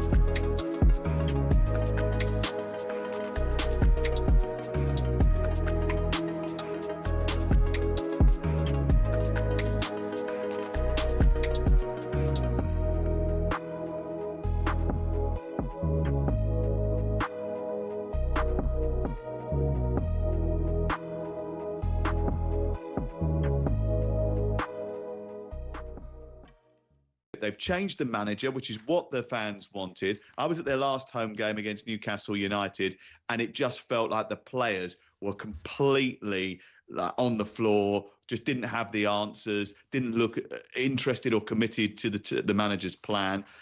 How will it be different under Igor Tudor, and has he had enough time to work with his players, Crook? I'm intrigued by this appointment because obviously one of the main factors is he's proven in the past that you can come into a team in a difficult situation, give them an uplift, put wins on the board, which obviously Spurs need to steer themselves away from relegation danger. But as Southampton found with Ivan Juric last season, who had a similar profile, there's a big difference between doing that in European leagues and coming into the Premier League and doing it. I do think you're right. I think the atmosphere around the stadium will be a lot more positive on Sunday than it has been previously. I think the change of...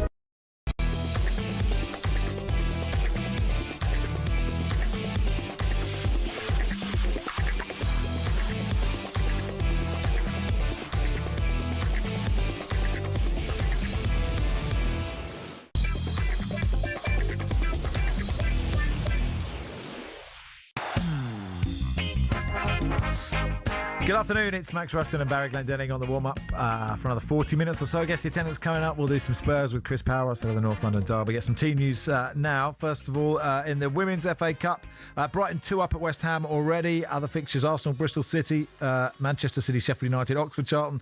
There's a Merseyside derby as well, Liverpool against Everton, and Chelsea versus Manchester United. Angelina Kelly will be watching that and has the team news. Hey, Angelina. Hello. Yes, Chelsea are hosting Manchester United at Kingsmeadow today in a repeat of last season's FA Cup final, which the Blues won. This is the first of 2 back-to-back meetings between these two teams, the next one actually being the League Cup final. Sonia Bonpastor has made one change to the Chelsea side that beat Liverpool here last weekend, as Lucy Bronze starts over Sandy Baltimore, who was pulled off at half-time in that game for tactical reasons. Captain Millie Bright is still out with an ankle injury, meaning Erin Cuthbert will again wear the captain's armband. And one name that fans will be happy to see is Khadija Buchanan, who, for the first time since her ACL injury in November 2024, makes the squad and starts on the bench. Mark Skinner makes one change to the side that beat Atletico Madrid 2-0 on Thursday night to progress to the quarter-finals of the Champions League for the first time in their history, as Leah Schuler makes way for Ellen Vangerheim up front. Elizabeth Turland returns to the side after recovering from a knock, and Jess Park remains in the starting 11, which is no surprise since she has scored 2 phenomenal goals in the last week for the Red Devils. Devils. Man United have actually lost all 9 of their visits to Kingsmeadow, but entered this game as the informed side on an 8-game winning streak. And the only time they've ever beaten Chelsea was in the FA Cup in April 2024. And the Red Devils went on to win the competition that season. Kick-off is at 1:30. It's Chelsea versus Manchester United. Thanks, Angeline. To the Stadium of Light, Sunderland, Fulham. Paul Mitchell has the teams. Fulham have a good Premier League record here in recent times, unbeaten in the last top 5 visits here. They haven't produced a deluge of goals. These games will be interesting to see what it does today. Now, both these managers have reverted back to what you would call their Premier League 11s. They made 6 and 10 changes respectively for the FA Cup. So Sunderland today, compared to the match 11 against Liverpool, 1 change. Ronaldo is injured, is out. Tri-Hume will drop back into the back line, and Jocelyn Tabé, who made his debut last week, he was thrilled to do so, gets the start today. So Berusa in goal for Sunderland. Mukalele, Ballard, Alderete and Hume, Siddiqui and Lafayette. Tabé, Diarra, Angulo and Brian Brobbey will be up front for Fulham. Good win against Stoke last week. They came from behind. Kevin was one of the goal scorers, and he gets his tights to start today. He comes in for Samuel Chukwueze. So it will be Berleno in goal, Teti, Anderson, Bassi, Sessegnon, Bergen, who will be in the midfield, Wilson, Smith-Rowe and Kevin, and Ralph Jimenez is up front. Good news though for Fulham as well on the bench. Tom Kearney, who's been out injured, gets a place on the bench this afternoon. Cheers, Paul. Let's go to the City Ground. Forest versus Liverpool. Jeff Thomas-Peters. And Forest were very impressive 3-0 winners in their Europa League knockout round first leg in Turkey on Thursday. A great start for Vitor Pereira as boss. He names an unchanged side. Ortega in goal, Aina, Murillo, Milenkovic and Williams, Anderson and Sangare, Hutchinson, Gibbs-White and Hudson-Odoi with Igor Jesus up top. Liverpool haven't played since their comfortable FA Cup win over Brighton 8 days ago. Isak still sidelined. 2 changes, Hugo Ekitike and Ryan Gravenberch return. Jones and Chiesa are benched. Alisson in goal, Szoboszlai, Kanate, Van Dijk and Kerkez, Gravenberch and McAllister, Salah, Wirtz and Gakpo behind Ekitike at 2. It's Forest against Liverpool here at the City Ground. Do you sense optimism amongst the Forest fans with their 4th manager of the season? I think there's suddenly there's been another lift in optimism. Well, generally that happens when there is a new manager. Perhaps it didn't quite happen as well as they would have wanted with Ange Postecoglou. They certainly had a bit of a lift with Sean Dyche, who said all the right things when he came in. It looked like he was going to be a good fit for a club trying to stay up. But what Vitor Pereira did first game, they were fantastic. Yes, you know, you have to say that Fenerbahce were terrible, but Forest kind of made them look terrible. If Forest play anything like that today, Liverpool are in for one hell of a game. Good stuff, Jeff. Let's go to King of the footballer game, James Fielden, with the team news at Selhurst Park. Yeah, thanks very much, Oliver Glasner. Very much in the end game here at Palace after another bizarre press conference on Friday where he was throwing more grenades. Wolves' Premier League end game started a while back. They are now in the business of wrecking other teams' seasons. In terms of the team news today, Palace making 4 changes from Thursday's game against Zrinski. Canvo, Hughes, Mitchell and Pino come in. Lacroix out injured. Kamada, Borna Sosa and Brennan Johnson drop to the bench. They go with Henderson in goal, Riyad, Richards and Canvo at the back. Munoz, Hughes, Wharton and Mitchell across midfield. Sarr and Pino support former Wolves striker Jurgen Strand-Larsen up front. As for Wolves, just 1 change from their Premier League game against Arsenal in the week. Tolu Arakadare comes back in up front as they sacrifice a man in midfield. Angel Gomez dropping to the bench. Sarr in goal, Mosquera, Santi Bueno and Krejci across the back. Chachua, Mané, Andre, Bellegarde and Hugo Bueno across midfield. And Armstrong supporting Arakadare up front. It'd be interesting to see what kind of reception Glasner gets here. This ground slowly, emphasis on slowly filling up here. Palace against Wolves at 2 o'clock start. Yeah, I was asking James if there was a sense of optimism at the City Ground. Is there a sense of misery at Selhurst Park?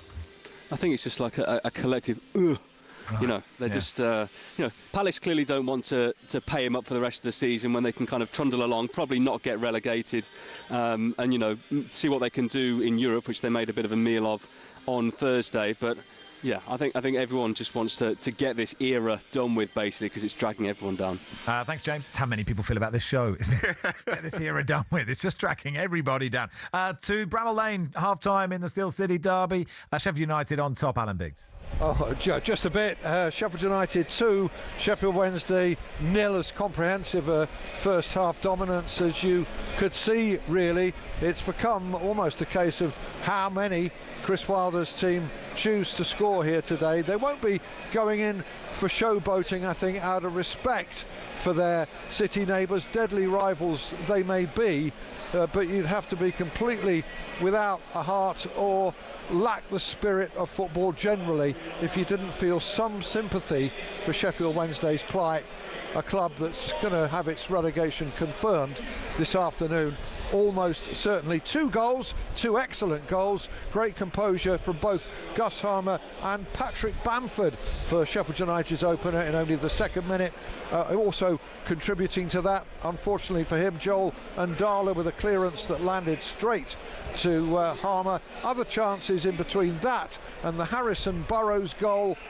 Fiercely struck, left foot just inside the area. Another superb pass set him up in this occasion as well. That came from Siddy Peck.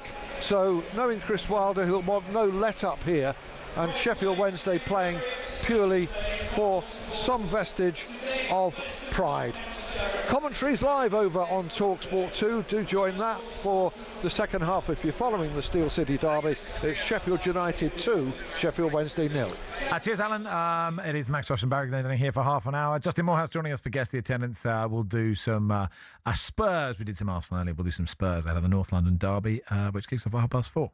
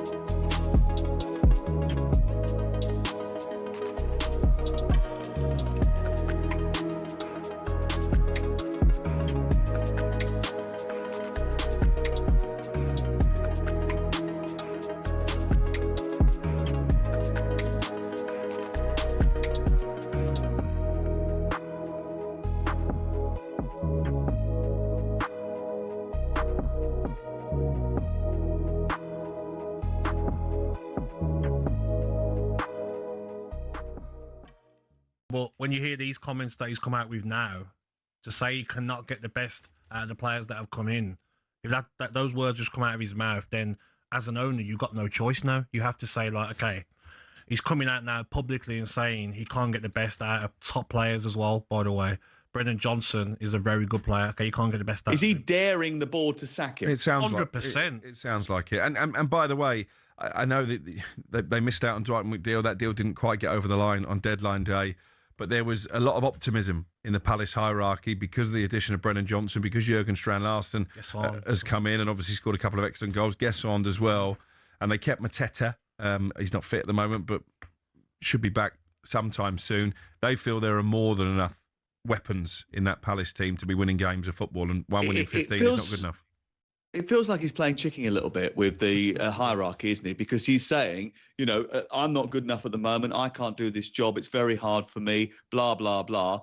And Palace are in a situation where they're obviously like, well, you've already said you're going to leave at the end of the season. You've got a contract to fulfill. You need to fulfill. Everyone knows there are 20 managers in the Premier League, yeah? Well, actually, no. Around 3/4 of them are not managers. The terms manager and head coach are often used interchangeably to describe Premier League bosses, but they're actually 2 different jobs. So let's explain how and why. For years, fans referred to Mikel Arteta as Arsenal's manager, but I'm afraid technically... I don't think so, no. From his first day on the job, he was the Gunners' head coach. Let's pick a random moment in time, February 2025. Only 6 Premier League bosses actually held the official title of manager rather than head coach.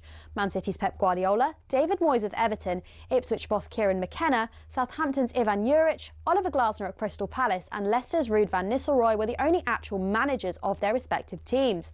Everyone else? That's right, head coach, including Ruben Amorim at Man United. He took over from Erik ten Hag, a man who had held the title of manager. Might come as a surprise that Amorim's appointment marked the first time ever that Man United had a head coach instead of a manager. But to understand why they made that decision, you also have to get what the difference is between a head coach and a manager. A manager's got a huge range of responsibilities. They're not just in charge of training and player lineups, they're also heavily involved in player sales and transfers. Critical stuff.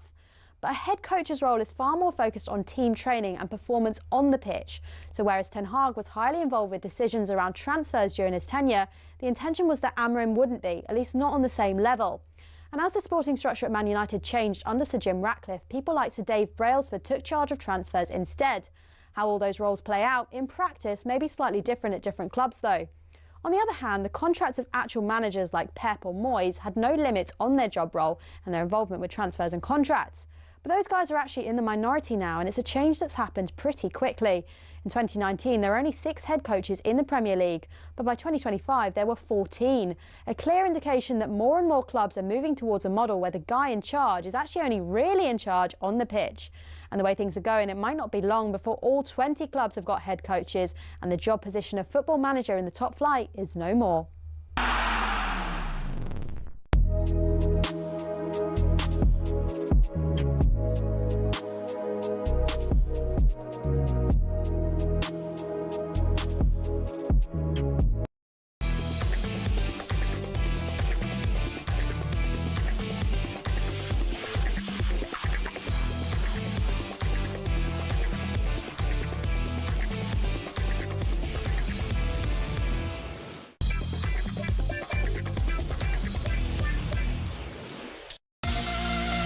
It is one of English football's iconic fixtures. And Lennon has equalised! Magical game, everybody knows. Yeah, Walcott through the centre. He's going to beat the goalkeeper for a second time. Is he? Yes, he is!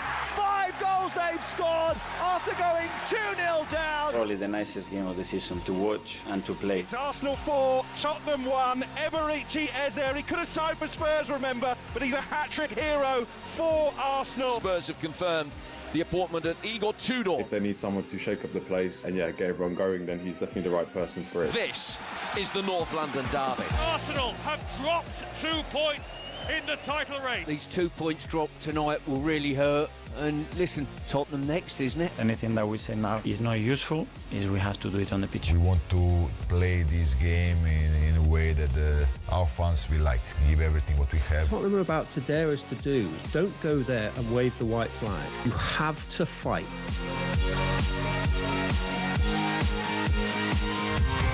4:30 kickoff, Tottenham versus Arsenal.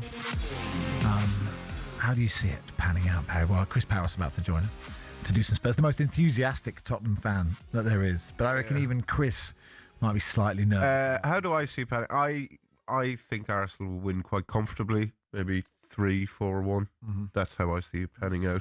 Okay. Other opinions are available, they are. and I'm often wrong in my predictions. And I did not see Wolves Arsenal panning out as 2-2. No. Particularly when Arsenal were 2-0 up. I just can't imagine Tottenham getting relegated. Like, even though I know they're in a relegation scrap and they haven't won this year, like they're objectively bad, they have so many injuries. There is just because they've never been, well, they haven't been relegated for so long. They haven't been relegated in my lifetime. No, I don't think. no, So I'm 52. Right. So in 52 years. So you're sort of just predisposed to just them being there, right? And but they are really in danger. They're in danger. Maybe a season in the Championship would do the world a good. I don't think it'll be a season. That's the thing. I just don't. Do you think if they got relegated, they wouldn't come straight back up? I don't. Obviously, if they go down, there's so much churn in that squad, right? Yeah, because all these players would. Oh, I'm not playing. No. Even though I'm part of the reason we're in it, Yeah. I'm not. I'm off. Yeah. Wasn't me, Gov. Yeah. I totally agree. So I think.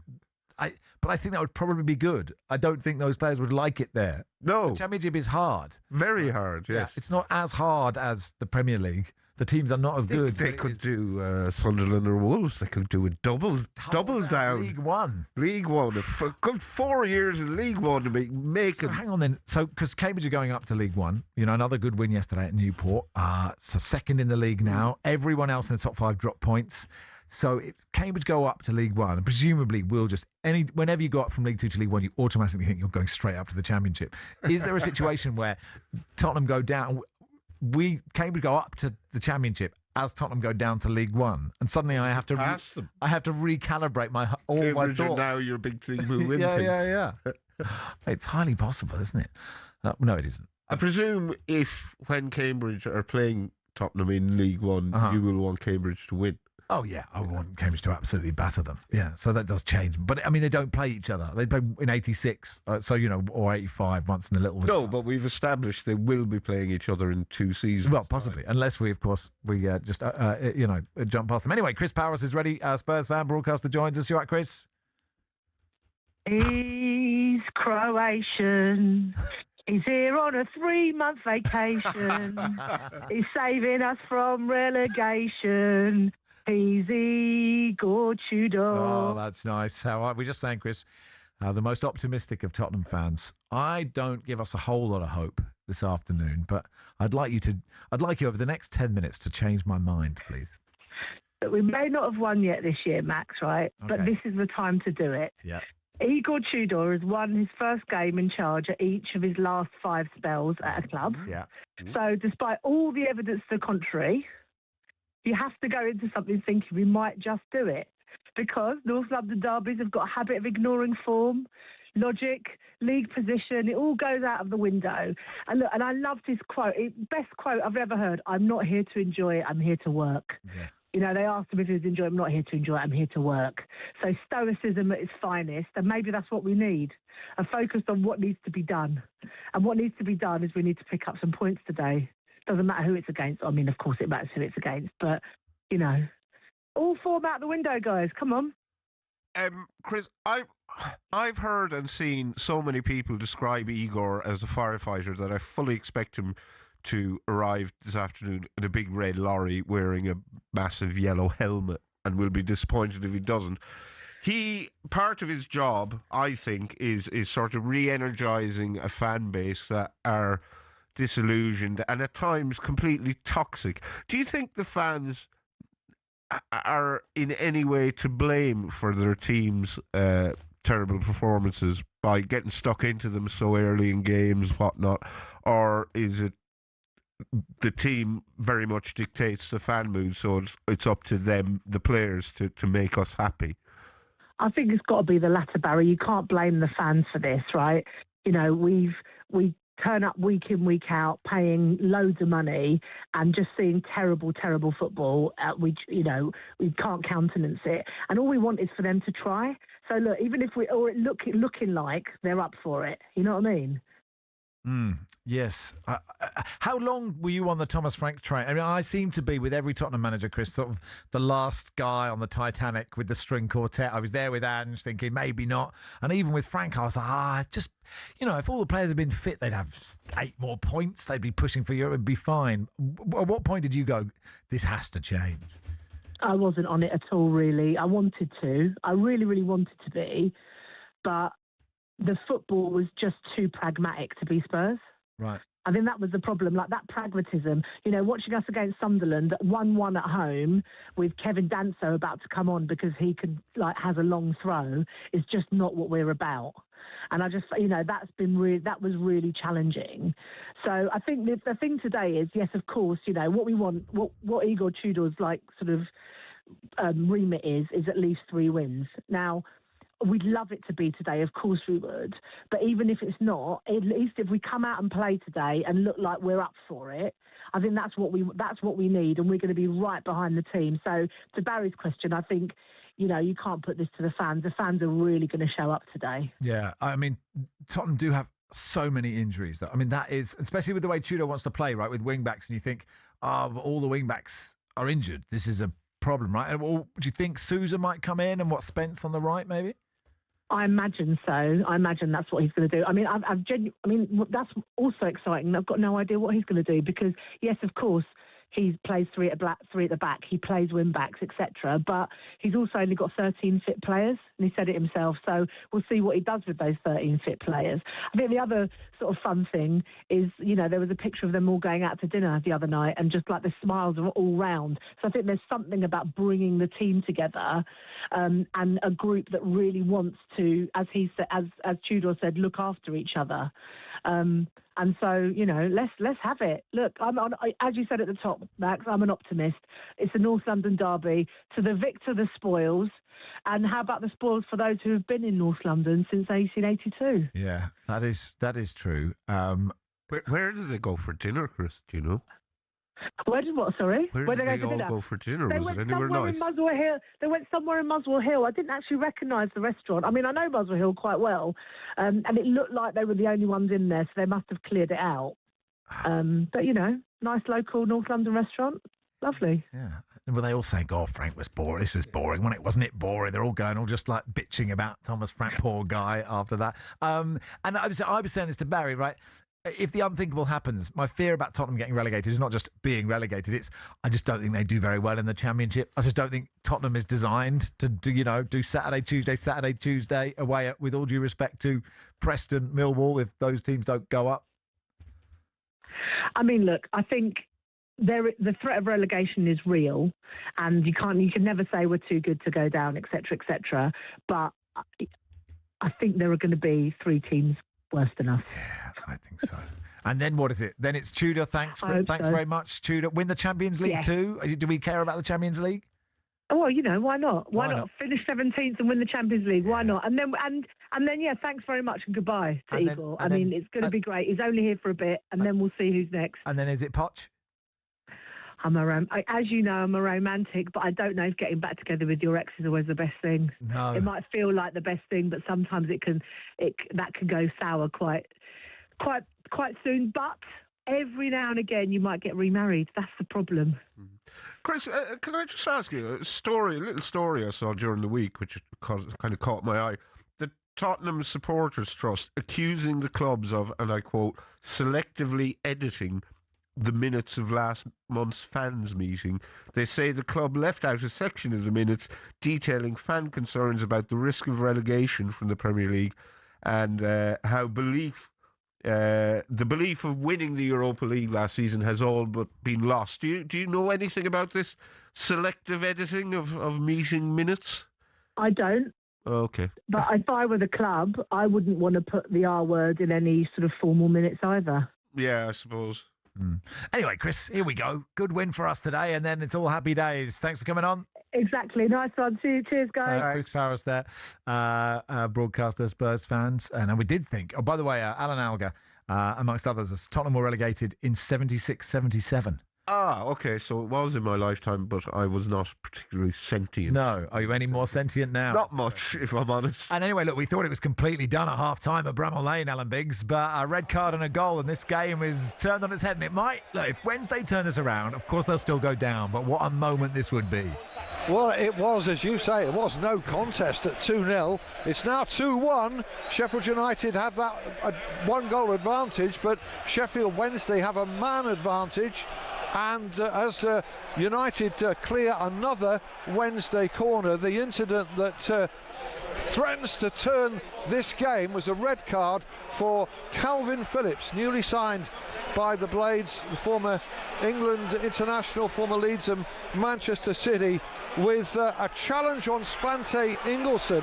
He was going for the ball, I'm sure. He got the ball, but it was the follow-through on Ingelsson which required treatment, which saw Phillips sent off to his dismay. He spent a few moments discussing it with the fourth official as to why he was sent off, but I think the reason was pretty clear. And no sooner had that happened than Charlie McNeil, with a great finish, left foot drilled into the bottom corner, has brought beleaguered Sheffield Wednesday so unexpectedly back into what is proving a thrilling derby which could have quite a twist. Commentaries on talkSPORT 2. It's Sheffield United 2, Sheffield Wednesday 1. Thank you, Alan. Yeah, I mean, he can't buy any luck, Calvin Phillips. It was a really hearty challenge. I mean, he got the ball completely, but his foot really did plant up the knee. I think it's a modern red card, but I think it is a red card. I think so. He was unlucky. I don't think there was any malice there, just a full-blooded hoof of the ball, and he caught the other guy's knee on his follow-through. It was no intent, but that doesn't matter.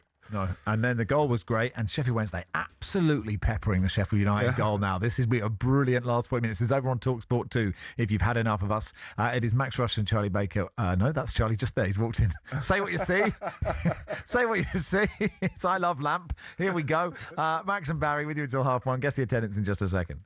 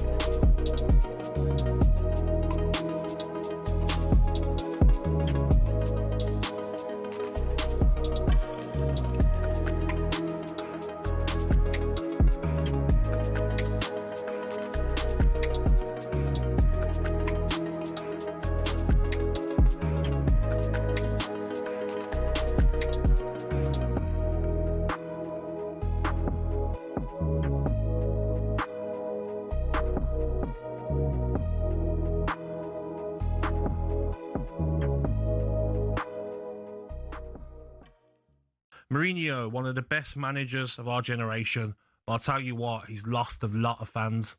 He's lost a lot of neutral fans. And I just felt his comments were disgusting. For one, Vinicius Jr., if he wants to run to the corner flag and do a dance that a lot of Brazilian players do, Cunha danced when he scored against Arsenal, didn't receive racial abuse from anybody, any player. So Vinicius Jr. is allowed to dance. And also, Eusebio is one of our best ever players. This club cannot be racist. What does that mean? Because your best ever player was black. That means no one else can be racist to do with your football club. And also, no one says Benfica was a racist football club, did they? It was alleged that a player had been racist. So why is Mourinho protecting the football club when no one's said that Benfica are a racist football club? Very odd. Well, Benfica are not a homogenous group, are they? They're made up of individuals, and Prestiani is his own individual, and he's the one who's accused of the racism. It's not like everyone's accusing the club of it. It just seems a little bit strange that now Benfica have come out in support of him, almost suggesting that there is sort of a defamation campaign against him. And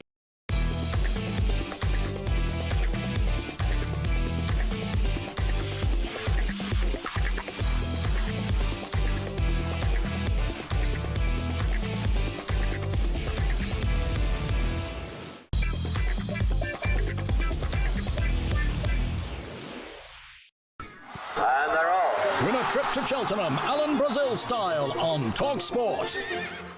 Yeah, just for confirmation, you don't have to do it Alan Brazil style if you don't want to, but you can win a great day at the Gold Cup. Courtesy of talkSPORT, we're giving away the ultimate hospitality experience for two on Friday, March the 13th. VIP access, a slap-up lunch, complimentary bar.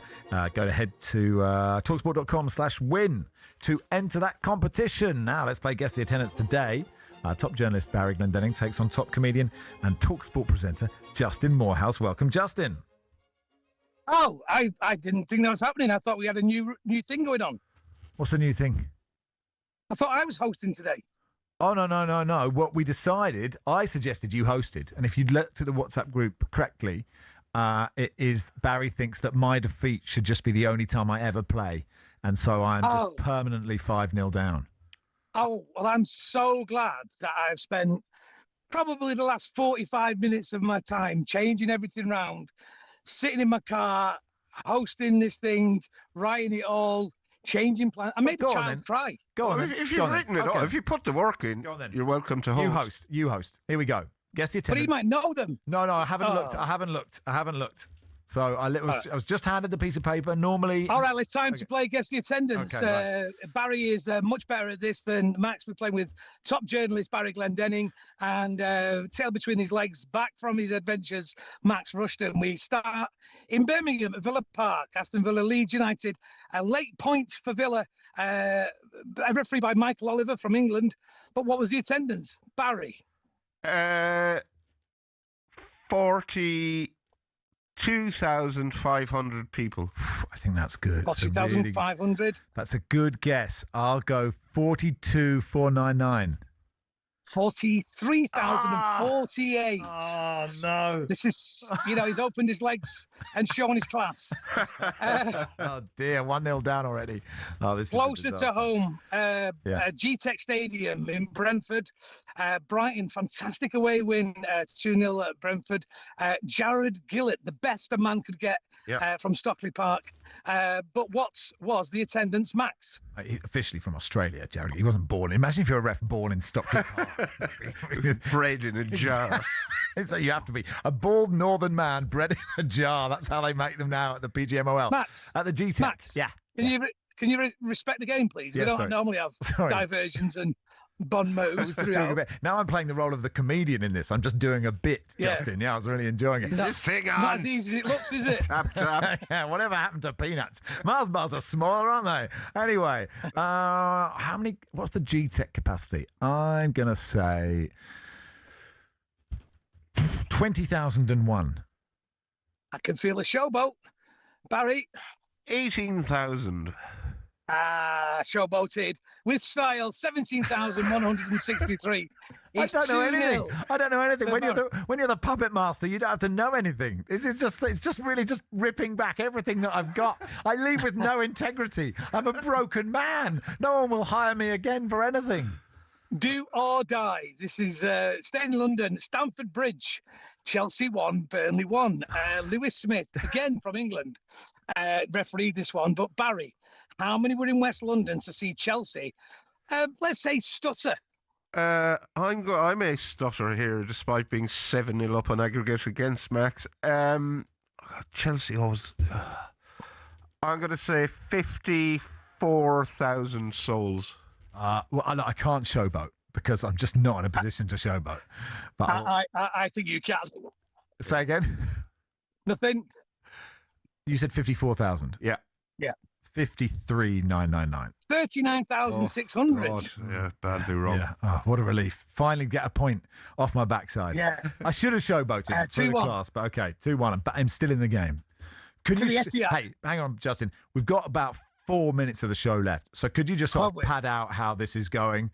Yeah, I think it's going very well so far. I mean, good job we are padding out, because as I complained to you before that I'd done all the work. Yeah. I've just realised that ChatGPT, for that is what I used. Yeah.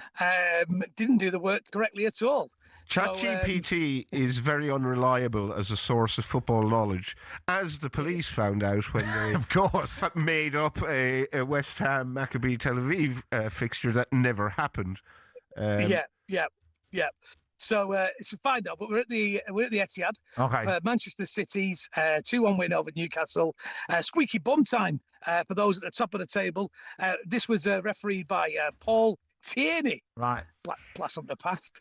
But how many were there at the Etihad Stadium? Is it me? The hirsute Paul It is Tierney. What a sort of Keynesian arms that Tierney has. How many go to the Etihad? I wish. Famously and perhaps unfairly called the empty head. Well, I know that. Don't play mind games here, Barry. What's astonishing is I've hosted this game so many times. I have read out so many attendances, but clearly I'm demob happy by this part of the show. Yeah. I'm paying no attention to anything. I'm just checking the scores. I'm not looking at the attendances. What do they get at City?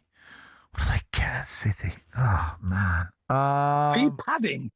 Well, I'm padding and thinking, right? It's, you can do, it's good to be able to multitask in this game. Yeah. 49,000. 49,000. What say you? I think Barry? that's a very good guess. 49,001. The attendance at the Etihad just today was 52,187. An unassailable 3-1 lead then, just for pride. I have no pride. I feel. Do you know what? Do you know how bad this is, Justin? Do you know what I feel like? I feel like Barry Glendenning. And nobody wants to feel like that. And that is the lowest I've ever felt. Okay, but come on, pull it back. We're going to go to Vicarage Road, Watford. Okay. We don't know whether Elton was there or not. David Webb refereed Watford 2, Derby County 0. Right. But what, Max, was the attendance for pride to make it 3-2? No, it's Barry. Yeah. It's Barry. Oh, Barry. Watford. Who were they playing? Sorry. Derby County. Okay. I think Vicarage Road was quite small. I'm going to say 11,500. Joe says this game is much better hearing Max get a whopping every time rather than Barry. What did you say, sorry? I said 11,500. I say 11,501. Oh, blimey, Charlie. Barry, you have taken your boots off. Yeah, you're in the beach. shower. You're on the beach already. 17? I'd say 17. 19,211. I mean, I think there should be a caveat in the rules that you get a point off if you're more than 35-40% out. So the final score 3-2 to Max to Barry, 2-0 down in the series. In the series where and now Ruth stays on. Are you hosting until I win, Justin? Is that no, I don't think I want to anymore. Why not? Because I'm looking at you like a sick dog. You're just in the corner, cowering and shivering. I actually consider after the first game where I won 5-0, showboated twice, I feel like a 3-2 win is a failure on my part. Yeah, I know what you mean. That's how I used to be with you, but you've upped your game this year. I'm not having this. I don't know what it is. Well, I'm just disappointed in myself. But anyway, that'll do. Thank you, Justin. Yes, thank you. Are you doing See this you week, soon, Justin? guys. Are we doing a show this week? Next week? You'll see me on Friday. This Friday? Next Friday? This Friday? Next Friday? Oh, a week on Friday. A week on Friday. I look forward to it. Thank you, Justin. Justin Morehouse there. Thank you, Barry. Thank you. Thank you, listeners. Thank you, listeners. Thank you, Travis Perkins, Sam Matterface, and Perry Groves are next.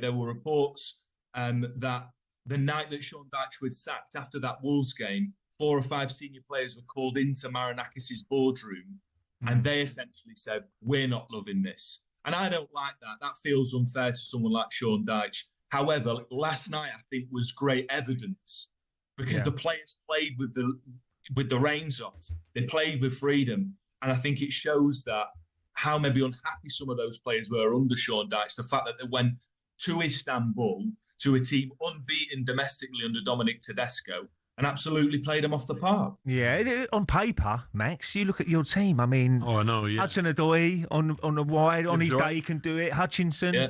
You've got Gibbs White, as you mentioned there. You've got Elliot Anderson in midfield as well. So you've got some top players. I think he's the key, Elliot Anderson, because he's the dynamo, he's the driving force. And if he can win and keep them playing and get the balls to the danger men, then Forest have every chance. Without a doubt. Look, and we all know that Elliot Anderson's destined for the top 4 team